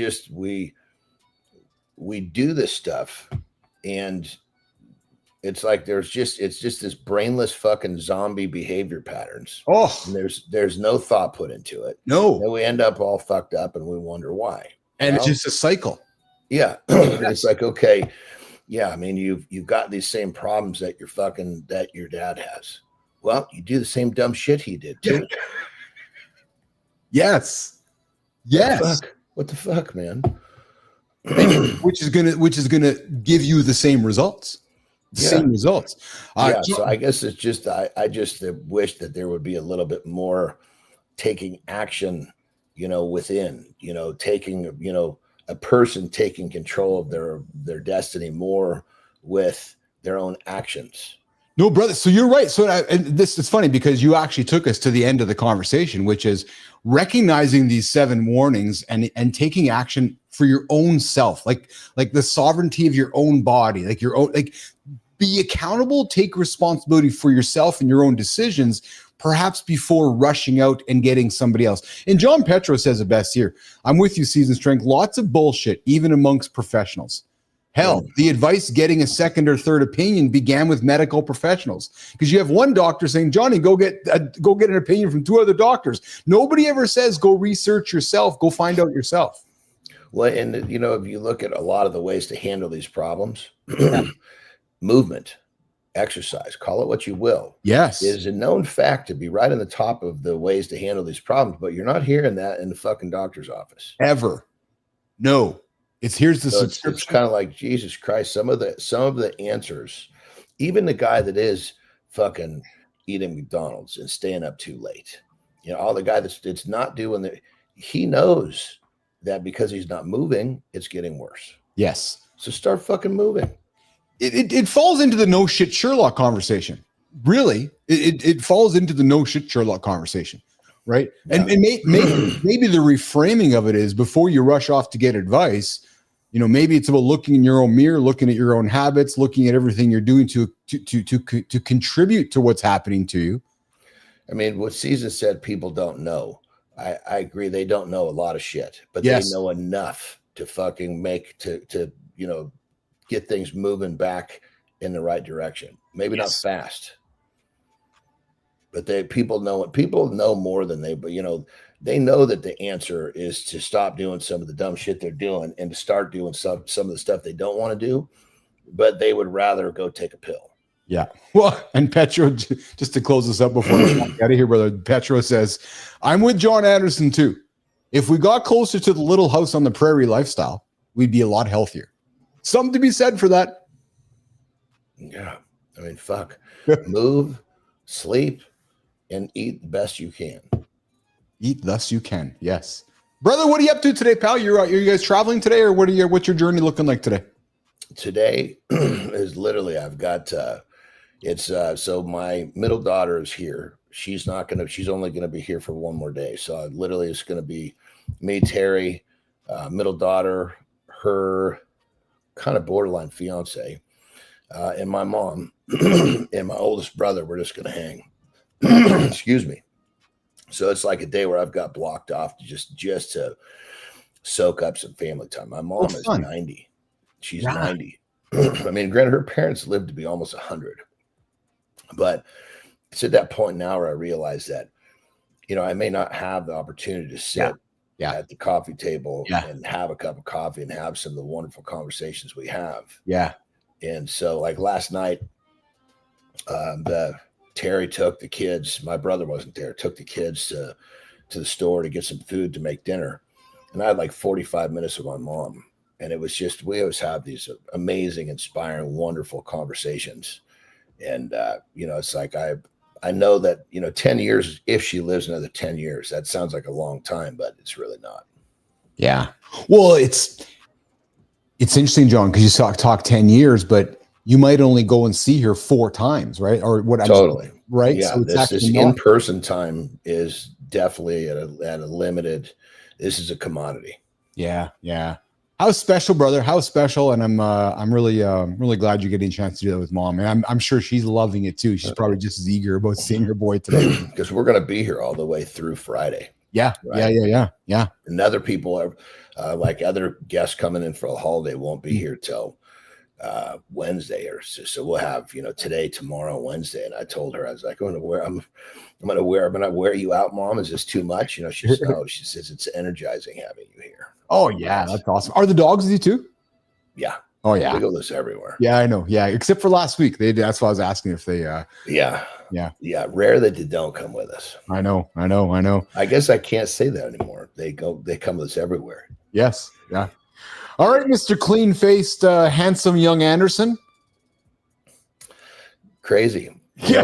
Taking the gray off my face makes me look a little different. Dude, I'm taken aback by the whole experience this morning. I'm like, oh my goodness, who's this guy? Every time with the front-facing camera, is when I'm sitting sideways, you don't see. It's like you're not getting the full width of who I am. Yes, I agree. All right, pal, listen, enjoy your day. Enjoy your day with mom. Enjoy your day with the family. We're going to keep rocking and rolling, and I'll see you less than 22 hours. Let's go, baby. Have a good loop. You too, pal. All right, Johnny's out of here, guys. We're back here with the handsome chief. What's shaking nation? Sheik Bait, yes, we'll get you into the call here in a few moments. I got a couple segments we're going to do, and we'll bring you in here, Sheik, and we can have a chat about what's going on in your world. Yeah, I agree, John. It does look younger, and Petro. Yeah, so listen, those 7 conversational awareness signs were really more so just around the things that I think we all just know, but maybe we forget, right? And changes in urination, right? Mood changes, right? Unexplained fatigue, erectile dysfunction, chest pain, these things that maybe we're going through, maybe we are experiencing them, but maybe we're just ignoring them. So to John's point, if you're ignoring them while you're still contributing to your own situation by making maybe dumb decisions, maybe the conversation is not for you. Or maybe we are aware of everything and you're like, I still have these issues. I think where I do agree with John, just to kind of offer a little bit of a monologue on this, is that we have been conditioned, and Petro, you'd agree, there's a certain generation of us have all been conditioned to run to the dock, right? With all the baggage along the way, bringing the McDonald's bag, bringing the A&W bag, bringing all the baggage and saying, give me the medication. It's like this collision course. Ideally, we can continue having these conversations and help our audience move away from some of that stuff and recognize that, geez, I'm making all the right decisions, but I'm still having these challenges. So maybe that's a different way to have that conversation around creating that awareness. Okay, guys, I kicked off the show here today with a couple of yahoos that have been away for a while. True story. And I brought them back. Their names, Frankie and Tommy. Yep, Frankie and Tommy are back in the lab. And I have given them a couple tasks. Frankie's going to take on a dumb shit award. And ideally, guys, the dumb shit award is going to drop in the first half hour. But on a Monday and hairless Johnny and big head Johnny, it kind of threw me off. We kind of ran out of time in the first half hour. But we do have a segment, the dumb shit award. We are going to be awarding the first dumb shit award today. And I know Petro's been looking forward to this one, and so have I. And so Frankie, Tommy, I know you guys are eager. We've assigned Frankie the responsibility to host the Dumb Shit Award conversation. So before we do that, so here's what we're going to do. We're going to run the clip with the boys. They're going to introduce the Dumb Shit Award today. And then I'm going to show you guys we created the world's greatest dumb shit trophy. Specs, trophy, different angles on it. We're going to create this thing and hand it out to folks. We are making a thing about this. This is not just a one and done. All right. So, Frankie, let's get the dumb shit conversation going, and let's see what's happening in the world of dumb shit with Frankie and Tommy. And today's Dumb Shit Award this morning on Mornings in the Lab with Keith, John, and Friend. Let's run it, Jimmy. All right, listen up. It's time for the very first Dumb Shit Award. Our winner tried to escape the cops on a dirt bike in Miami during rush hour. Ambitious. Do you know dirt bikes are not effective escape vehicles in urban environments? Thank you, Tommy. And that is why he wins the Dumb Shit Award. Back to you, Keith. Jimmy, throw it to the boys. Hi, Melissa.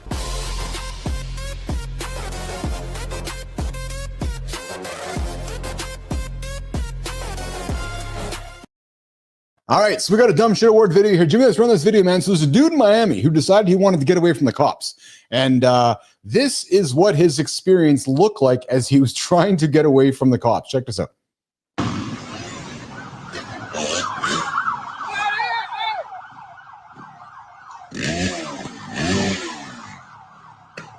Dude, you got to take your hand off the...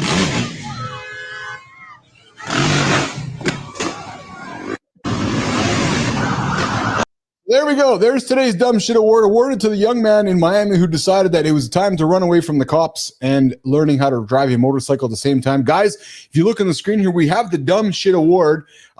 We created some specs on the entire experience. We're going to put this up in the Mornings in the Lab community. Actually, we're going to put this up in the Mornings in the Lab brand new app website thing we're building. But you guys can see here, we got the award on the screen here. Custom made, developed over the weekend.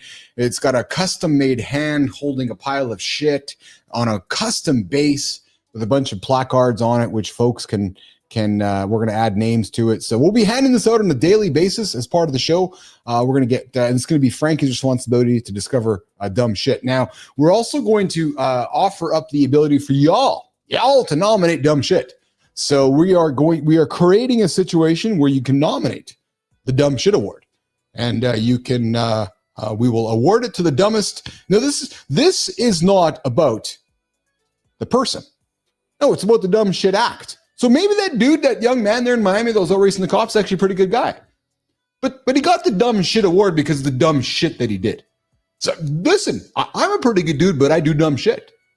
And so there might be times when I might get the dumb shit award because of dumb shit. So there you go, the dumb shit award this morning on Mornings Alive with Keith, John, and friends. And we have a Did You Know segment being hosted by Tommy. And Tommy is going to that kind of dumb shit though. What?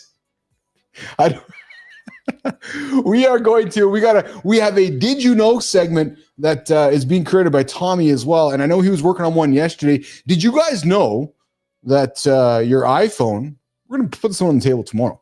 Your iPhone is actually a pretty good security device. You don't even know about it. Tommy's been talking to me this weekend. We're going to bring it on the table for tomorrow's show. Add additional rings to the trophy. Yes, that's exactly it. And then the way I described the trophy, yes, I don't know. I don't know. I just don't know. We're going to give the first trophy to Chic Bait. We're going to make this fucking trophy. Thanks to Nano Banano Pro. Okay, listen, we have a segment here called Morning Focus. I'm going to get a little personal with you guys for a few minutes here. And I'm going to talk about leading with purpose, the 7 impact first wins from my journey. And my journey in life. And it was fun because this gave me a good reason to dig into the new tools of Nano Banano Pro. And I literally created the segment through the use of that. So let's get into it. Jimmy, I think we have a little bit of it. So Jim, I don't know how you want to run the opener. We're gonna go with this live on the fly here today, but I'm gonna start getting after it. When I look back at the last 25 plus years, the moments that actually moved the needle weren't the flashy milestones. No, they were the times I chose impact over ego, people over vanity, and action over perfection. And to do that, number one, I quit hockey at 16. Now you think about, so why is it relevant today? Well, that decision was the first time I made a decision that wasn't about making someone else proud. Oh, man, it was messy. It was tense. It was emotional. I remember that moment. I told my dad that. And I was like, where's my dad? He's down in the basement lifting weights. Never saw my dad his entire life lifting weights, but he just needed to get his energy out somewhere because there was his 16-year-old son who was living out my dad's hockey dream saying he was done. Done. But it taught me during that moment, guys, the power of claiming your own trajectory, even when nobody understands it. And it's funny because for the last couple of years as I've been building this, I know many have not been able to understand what the hell we are building here. And the lights now are starting to come on going, oh, I get it. So when you have that power of claiming your own trajectory, even when you're in your 20s, 30s, 40s, our guests today, 60s, that is impact. That is impact, owning your own trajectory. It happened to me when I was 16 and I've never looked back. We're talking the 7 big impacts in my life. Maybe you have some big impacts in your life of what's helped move the needle for you. The next one for me, guys, was number 2, meeting my first business partner online before it was normal. Here's what's crazy, guys. Y'all don't know this, but back when I started ICUC, back in the dial-up days, connecting with a business partner online was basically social suicide. Did any of you do it? No, I'm suspecting none of you did. I did. I found a dude in London. We connected on the internets somehow. And we started doing some work together. I remember my friends asking me, what? You're working with some guy on the internet? You never met him? No. People laughed. We built anyways.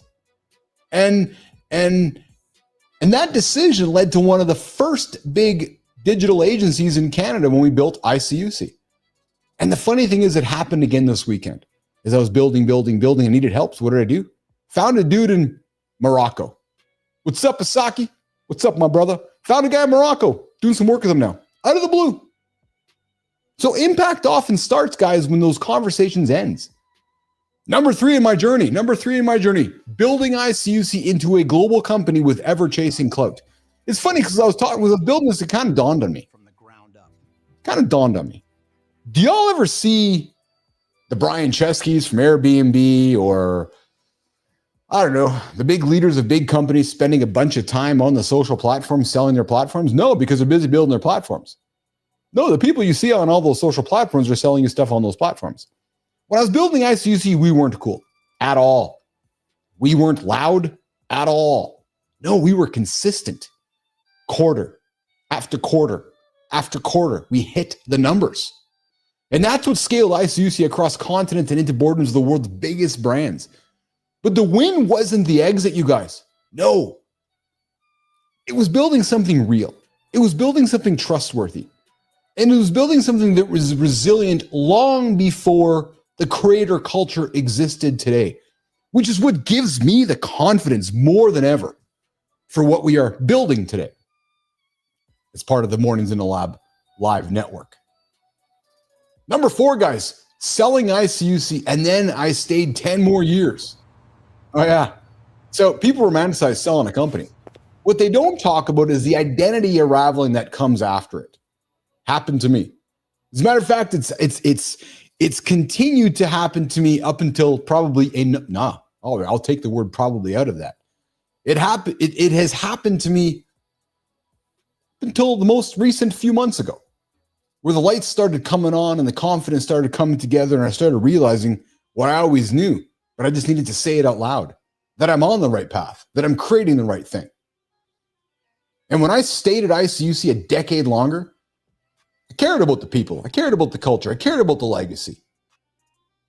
And man, when I got that call inviting me to leave, true story, that's when I became ridiculously lost over the last couple of years. And it really wasn't only until we built Live in the Lab, figuring shit out with Keith and Melissa. And then as we were pivoting from Live in the Lab to Mornings in the Lab, welcoming Jimmy to the team. And then as we've gone through the last number of months, it's become very, very clear of where the future is. And impact, guys, is knowing when to build and when to release. Perhaps when to even stick around or take off. Number 5, guys, on my journey of 7 steps in my journey in life, choosing therapy instead of pretending everything was fine. You guys heard me talk about it earlier on the show. How's it going? I'm fine. How's it going? I'm fine. Oh, I'm fine. Are you? Are you really fine? One of the most transformative wins of my life wasn't a business milestone. No, it happened as I was a young man. It was the moment I realized that I needed to go get some help, some conversational help. Yes, because something wasn't right in my head. And it wasn't I need to go to the doctor for a prescription. It wasn't, I need to go to the doctor to get some medicine. No, it's just something wasn't right in my head. So as a young 18-year-old man, true fucking story, I headed off to get some therapy. I remember that conversation with my folks. Hey, I need to use the insurance because I got to go get some work done on my brain. They looked at me like, what? Yeah, true story. Well, those conversations reshaped me, reshaped how I lead, reshaped how I show up, and reshaped how I connect. And then I just took that therapy through the rest of my journey in my life. As I went through growing my business, as I went through my journey of relationships and so forth, business relationships, personal relationships. Because the impact, guys, those impact, that begins with owning your own internal game. Goes back to the conversation we had with John was still here, which is, if we have awareness around things, we run to the doctor. Well, maybe we got to own our own internal game first before we run to the doctor. I'm not saying don't go to the doctor. It's not what I'm saying at all. Not what I'm saying at all. What What I'm saying is own your own story first. Sheikbait, I know you own your own story.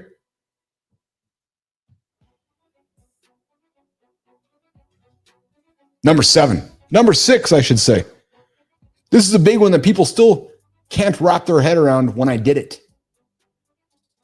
I deleted years and years and years of followers, reach, content, vanity metrics, because it wasn't me anymore. I remember the moment I was in the truck with my son in the back seat. I looked at him like, holy fuck, where am I going? Not in the right direction. I wanted a clean slate. And then I came back to the world with an empty place of social proof. Like, who the fuck are you? But guys, that reset right there is why the lab works today. If I don't delete that audience, if I don't recognize that I'm going down the wrong path in my journey on life, we're not here today. Because the lab today is built on real conversations, not performative chasing, not performative vanity metrics. Because you'll hear me say this and you'll hear me say it again. Impact.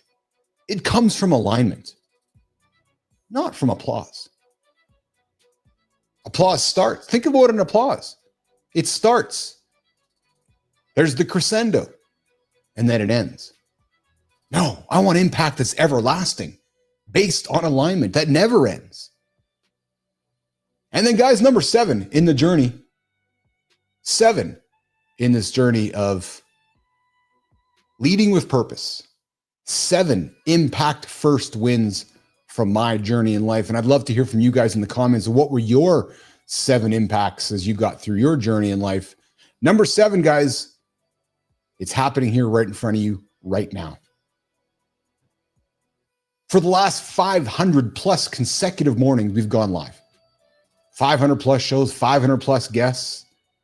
This show has done more for my life, more for my creativity, more for my confidence, and more for my business than anything I've ever done. This time slot and this habit has become my secret weapon. It's forced growth. It's built this community. It's sharpened my voice, and it's created a platform where everyday people show up. Everyday people show up. We connect. We grow. We feel seen. I see you out there, Sullivan. I see you out there, Sheikbait. I see you out there, Holroyd. You guys are I'm here because you're here. You're here because I'm here. We are all here together. And it's that win, nation. It's that fucking win. That I'm most proud of. Because it's not just my impact. It's not just my impact. No. It's our impact. It's our impact, Petro. It's our impact, Sully. This show only works because you guys show up. So when I look back at my journey in life, and I look back at leading with purpose, fuck am I proud to share my first wins with all of you this morning. And I hope this encourages you to share your wins with me and share your wins with your audience, because there's somebody out there in your community, nation, that needs to hear this, that needs to help them move forward, leading with purpose. Because if you're not leading with purpose, what the fuck are you leading for?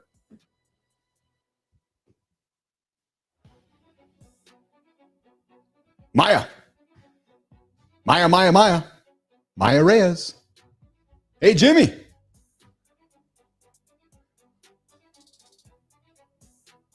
All right, nation. Today we're talking 3 places guys overcomplicate things: your body, your presence, and the people you keep close. Because the fitness industry loves you confused, jumping programs and buying powders, while the real list's embarrassingly short, boring, and repeatable. You can have abs and still look low status if you're fidgeting, pacing, overacting every sentence like a nervous intern. And even when your body and presence are dialed, your ego still volunteers you for deals your gut already hates. So today, it's which basic you're ignoring, where you're wasting motion, and what decision your stomach's quietly screaming about.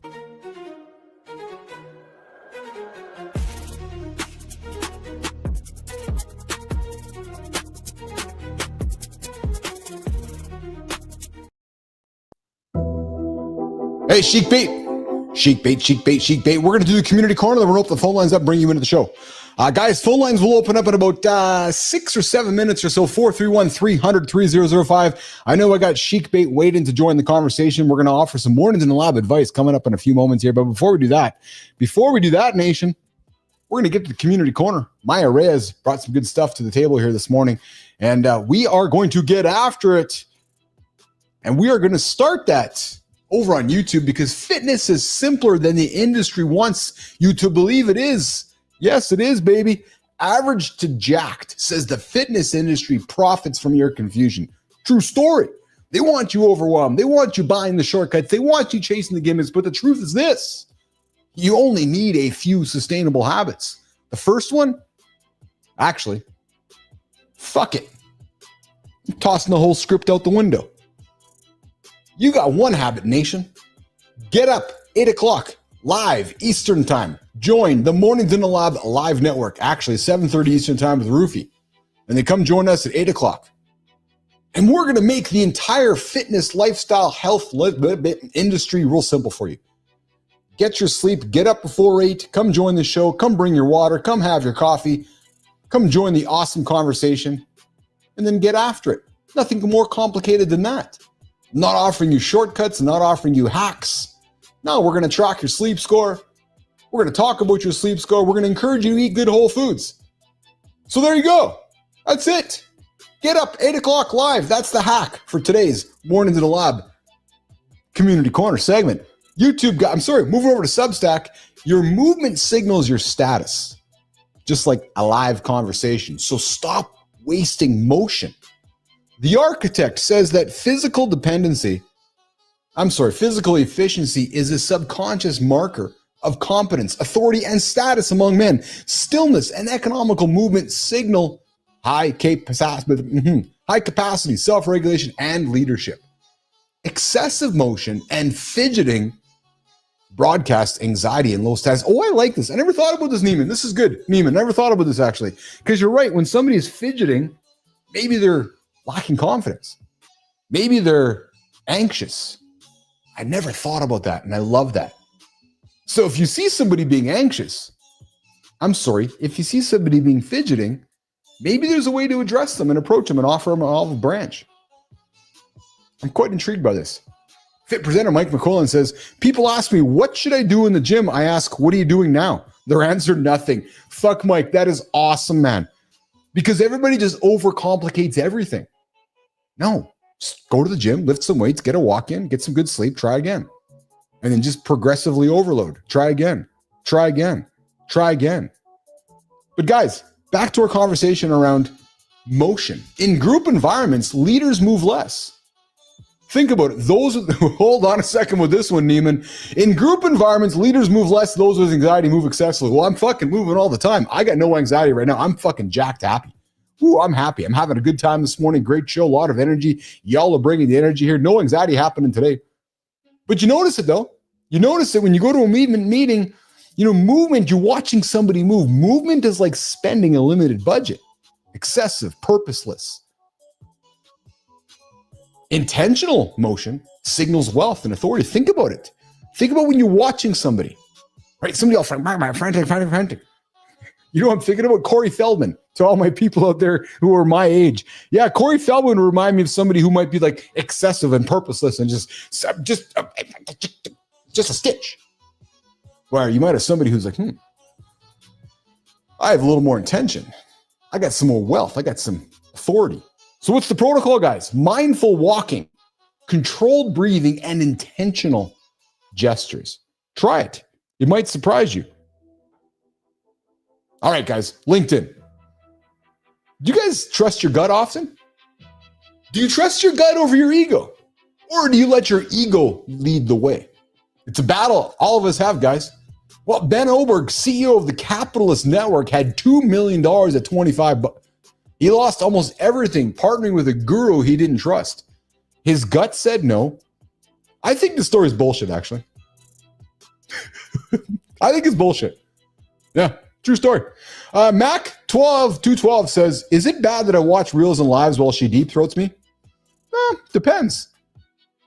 It's an interesting conversation. I don't know. What do you guys think, Nation? Is it bad that Mac212 TV5 is watching reels and live shows while she deep throats him? I don't know. It's an interesting question. It's a very interesting question for the community. Or as Neiman would say, who cares? Yeah, true story. Hey, the good news is Mac212, welcome to Mornings in the Lab with Keith, John, and friends. I hope you're enjoying your deep throating session right now while you're enjoying my live conversation with you. Yeah.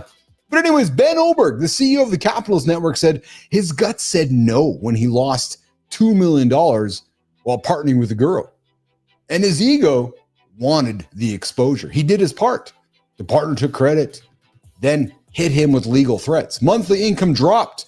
He lost his team. What was the lesson, guys? Intuition is more reliable than ego or the lure of exposure. And here's my invitation, guys. Never work with people you don't trust, no matter how prominent they are. The law is just process, not justice. Success and visibility, are they worth it if you're sacrificing your integrity or your gut instincts? Maya, what about you? Let's wrap up the community corner so we can open the phone lines and bring Chic Bait into the show before we wrap up today's episode of Mornings in the Lab with Keith, John, and friends. Let's get it, Jimmy. We just walked through basics for your body, your movement, and your partnerships. And none of it needed complicated spreadsheets. Don't leave this segment with vibes. Leave with one concrete change you'll make this week, written somewhere you'll actually see. And if your gut and ego are arguing about a person, partnership, or plan, trust your gut, not your pride.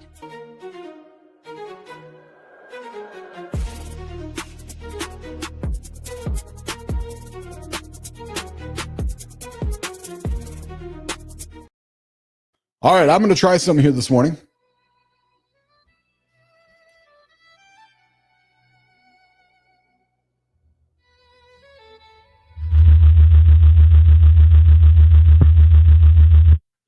Dude. Is this Chic Bait? Yeah, you're freaking me out that you called me. Yeah, well, hey, that's what we do here on the big show. Chic Bait, welcome to Mornings in the Lab with Keith, John, and friends. You wanted to have so you were crying. What were you crying about, Chic Bait? I was just holding my cat and having a moment, and then my cat was like a typical cat and was like, "Please stop holding me." And then my phone rang. It was you. Well, there you go. There you go. Well, listen, Chic Bait, you've hung out with us for a couple hours. I appreciate your patience while we got to you. We got a few minutes left before we wrap up the show here today. So remind the audience, where are you joining us from today, Chic? Ohio, that's right, yes. And you said at the beginning of the show here that there are some challenges happening within your world. What were the challenges? Can I preface it with a backstory, a brief? Yeah, absolutely. Let's do it. 100%. Okay, so I'm doing like a school thing, and they have like a module. You know, like you have to like log in and like do a mental health thing. Like watch some videos, right? And I'm like, you know what? I need to set some boundaries. I need to like speak my mind. So I called my man. I've been with him for almost 9 years, right? Mm-hmm. And we're not married. Sadly, weird. And is my audio better now? Yeah, your audio is great. Yeah, I just turned it up. You're great. Cool. All right, thank you. Yeah. So. And I just called him out on a bunch of things, and I'm like, I love you, blah, blah, blah, I didn't want to use the word but, but I'm like, we're going through a lot of stuff. He's doing caregiving for his dad. He's in his 90s, Our whole world's been like upside down for like the last 2 years, and I'm telling him, like, you can't hold a grudge against me for calling you out on not being a good caregiver. Like, I'm really in a sad spot, to be honest. I can tell. I'm sorry. He parks him on the couch. He feeds him, and that's about it. And I'm like, you can't just park your dad on the couch. Yeah. And then tell me I'm the one that's crazy. And he's not intimate with me anymore. Like everything has gone And he just said on the phone, like, then just go. And I'm like, where do I go? Oh, I'm sorry. So what's So when I said, I'm listening. sorry, I don't know what to do. I need friends right now. He's isolated me. I barely leave the house, like, I don't know what to do. Yeah. It's often when we don't know what to do, perhaps we know exactly what to do.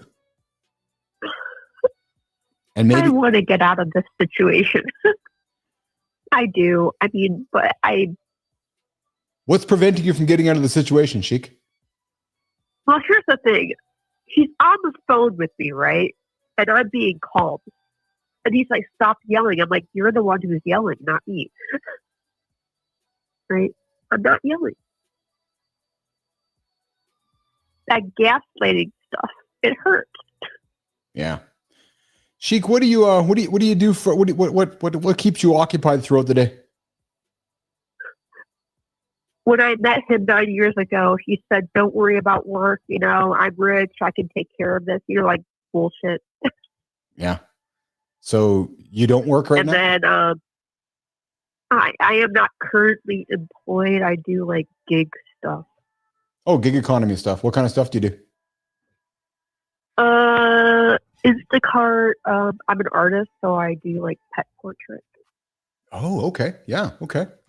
Oh, so that is why you offer your opinion on the AI content, and I respect it. But somebody who has some natural great skills as a human, which I got nothing but love for, maybe struggling a little bit with some of the AI generated content. Would that be a fair assumption of mine? I am sorry for making that comment, but I meant it in the moment. Yeah, no. Listen, no apology needed for it. I respect your skill set as an artist. I think we are in an interesting time now where, skilled artists like look. You're the John guy, right, or Keith? No, I'm Keith. Yeah, I know you're Keith. Yeah. Sorry, I'm still crying. Keith, no. The AI stuff is cool. I'm really digging it, okay? All right? And I do play around with it. Obviously, that chicken thing that you see right there was made with AI. Yeah, okay, there you go. Yeah, well, we needed to put something up on the screen to represent you. And I had to yell at Chat GTP. I yelled at that robot, Yeah. And I said, no, spell my name right. Chickbait. Put that on the shirt. Perfect. So hey, I got a question for you, Sheik. I want to be very I want you to hear me very seriously when I ask this question of you, okay? No, can I just pause for a second? Please. You're lucky I picked up the phone because I was crying. Okay. Well, no, I would say you're lucky that I picked up the phone and phoned you. Okay, let's have some fun. Here's the question for you, Sheik. What can the Mornings in the Lab community do for you today that would help you have a better day today? Can I be honest? Please. When I talk to women, they're all like, gung-ho and like, oh yeah, leave him and do this right away. I want a male perspective. So you want our perspective on what to do? Because you guys are dudes. Yeah. So I'm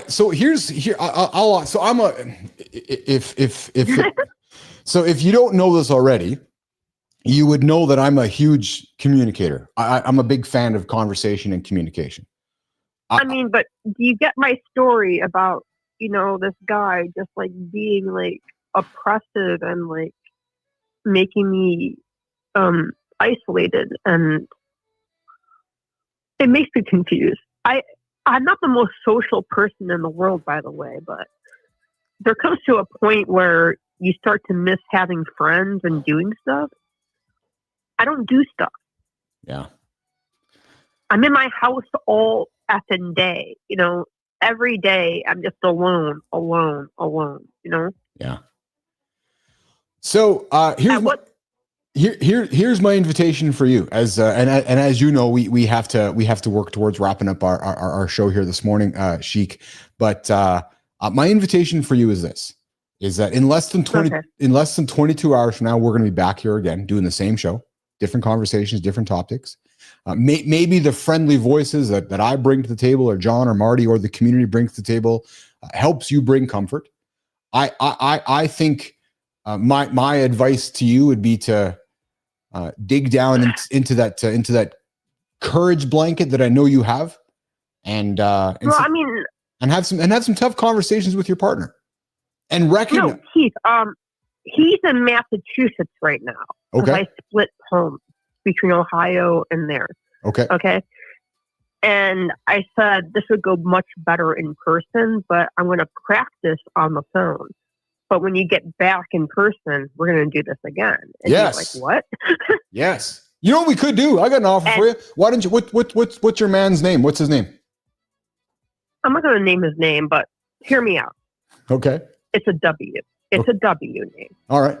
Will. So Will and Sheik Bait, come to the show and we'll have a little class here. We can have a little conversation. Maybe we can bring the professor bullshit. Did you guess it right on the first try? Oh my god. Pretty good. Anyway, so I don't know, pretty good. So So Juliet and Will, you guys come to the show so we can have a conversation about where your challenges are, and we can help solve that for you. And I know that Charlie Goodtime, and we have a lot of helpful people that can help you.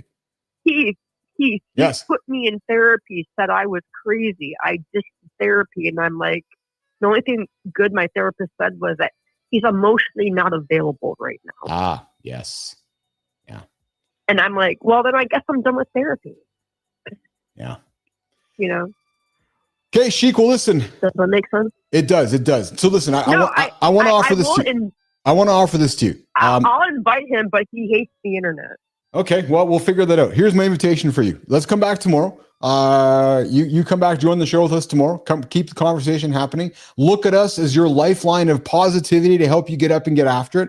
You said that right now. Is there a way to chat with you off the show? Because I would appreciate that at this moment. Jimmy, phone line up 431-300-3005. The phone lines are always open for folks that want to communicate and chat that need a friendly voice to help you get through. No, I just meant like off the show. Yeah, well, that's the number. That's the number we put up there. It's available. Listen, Sheik, I have men often will send me texts, will send me voicemails, will call to say, "Hey, shit's going sideways. Do you have time to talk?" So there's the number. So it's the same number. Yeah, 100%. Yeah, it rings to the Mornings in the Lab live studio here. So I know I'm trying to be cool right now, but I'm in a rough spot.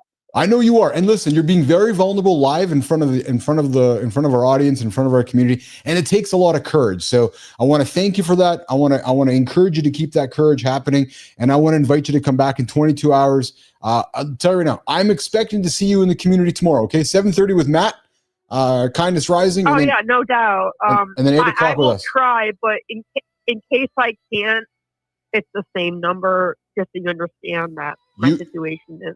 You bet. Very bad right now. I'm sorry to hear that, Sheik. You stay in touch with us, okay? All right, guys. We're gonna walk. Sheik, I will. Bye. We're gonna walk Sheik Bait out of the lab this morning, nation. Guys, you guys can join the show with us anytime. 431-300-3005. The Handsome Chief offering relationship advice live on Mornings in the Lab with Keith, John, and friends. All right, Jimmy, Melissa. Hey, nation. You guys, I don't know if you guys know who I am on LinkedIn. I would invite you to go check out my profile on LinkedIn. I dropped an incredible picture this morning of the entire team. Kudos to producer Neiman. Kudos to Melissa getting after it with a Nano Banano Pro yesterday. We have an awesome fucking family picture of the entire gang in the network. Frankie's there, Tommy's there, Maya's there, Sophia's there, Jimmy's there, Melissa's there, Billis is there, Marty's there, Johnny's there. The entire family come together. If you guys have the image, Jimmy, let's throw it on the screen. Yeah, there it is right there on the screen, man. It is awesome, man. That's we got the gang together this weekend. And you guys can see the image there on the screen. We all came together yesterday afternoon outside of the Mornings in the Lab studio. Jimmy flew in, Melissa flew in. We had the entire gang flew in. Uncle Keith opened up the pocketbook and fucking opened up the airplane. And you guys know those little G5s. Yeah, they fly pretty fast. True story. I think it's the same kind of machine that Santa Claus uses to fly around the world pretty fast. The magic, I'm telling you. Yeah, we stopped in Cape Town, picked up Melissa. Stopped over in the Philippines and picked up Jimmy. Yeah, true story. Yeah, stopped over here in Winnipeg, got off at the airport, drove on down to the Headingley here where that building is, and we all got outside the window and we crushed the image. And then Frankie and Tommy go back on the plane. I sent them back to the fucking Bahamas and said, get back there. So love the picture. Sterling and Preston in there. What a great, great image. What a great image. Melissa, well done, kid. Well done. And again, we also got the trophy we handed out today. Let's throw that on the screen too, Jimmy. We have the interesting the dumb shit award. So if you guys are looking to nominate somebody who does dumb shit, we'd love to hear about it because we got the award created. It is awesome, and we handed it out this morning to the young man in Miami who decided to outrace the cops with his motorcycle. Okay, guys, this is a wrap for today. We started with the 2-minute tide to calm your nerves. We talked Greg Schwemm as he turned cancer and divorce into comedy as I'm trying to get my burps out this morning. And yes, Holroyd, I sent John the picture this morning and I got the thumbs up, which tells me that John's busy right now, Holroyd. Clearly busy with shaving, clearly with his systems. I think John was in a little bit of funk today. A little bit of a funk. Hey, Jimmy? A little bit of a funk, maybe. Was John Hatters this morning. I love it. I love it. We talked thermostat. We talked cleaning the house. And we had a good chat with Chic Bait as well. Guys, tomorrow we're going to turn the volume up again. We've got Ian Harrison breaking down the walking billboard effect and how he turns sneakers into living brand experiences you can't ignore. We're going to get tactical with AI-enhanced thinking and 4 simple practices to free up your brain. And we're going to talk about success without burnout, how high-performing men can actually survive the next 5 years without cooking their nervous systems. So guys, listen, rest up. Take those red flags we put on the table today. Are you breathless? You can't get it up? Maybe you got these constant issues happening with your body. Well, look around yourself. Look at your habits. And if you're satisfied that your habits are where you need them to be, then maybe it's time to make the call to a diagnosed expert. But guys, don't hit that snooze button because tomorrow there is another man getting up on time. And if you're hitting the snooze button, he's going to take your spot. Guys, we'll see you less than 22 hours. I appreciate everybody over in the comments this morning. Sullivan, Holroyd, Chic Bates, good time, Mac 212. Hope you're enjoying that session, that head session you're getting right now there, Make. Hope you enjoyed spending time with us this morning. Fit Presenter, thanks for hanging out with us today. Man, Melissa, Jimmy, everybody else, thanks, guys. We'll see you guys in less than 22 hours live on Mornings in the Lab with Keith, John, and friends. We'll see you guys.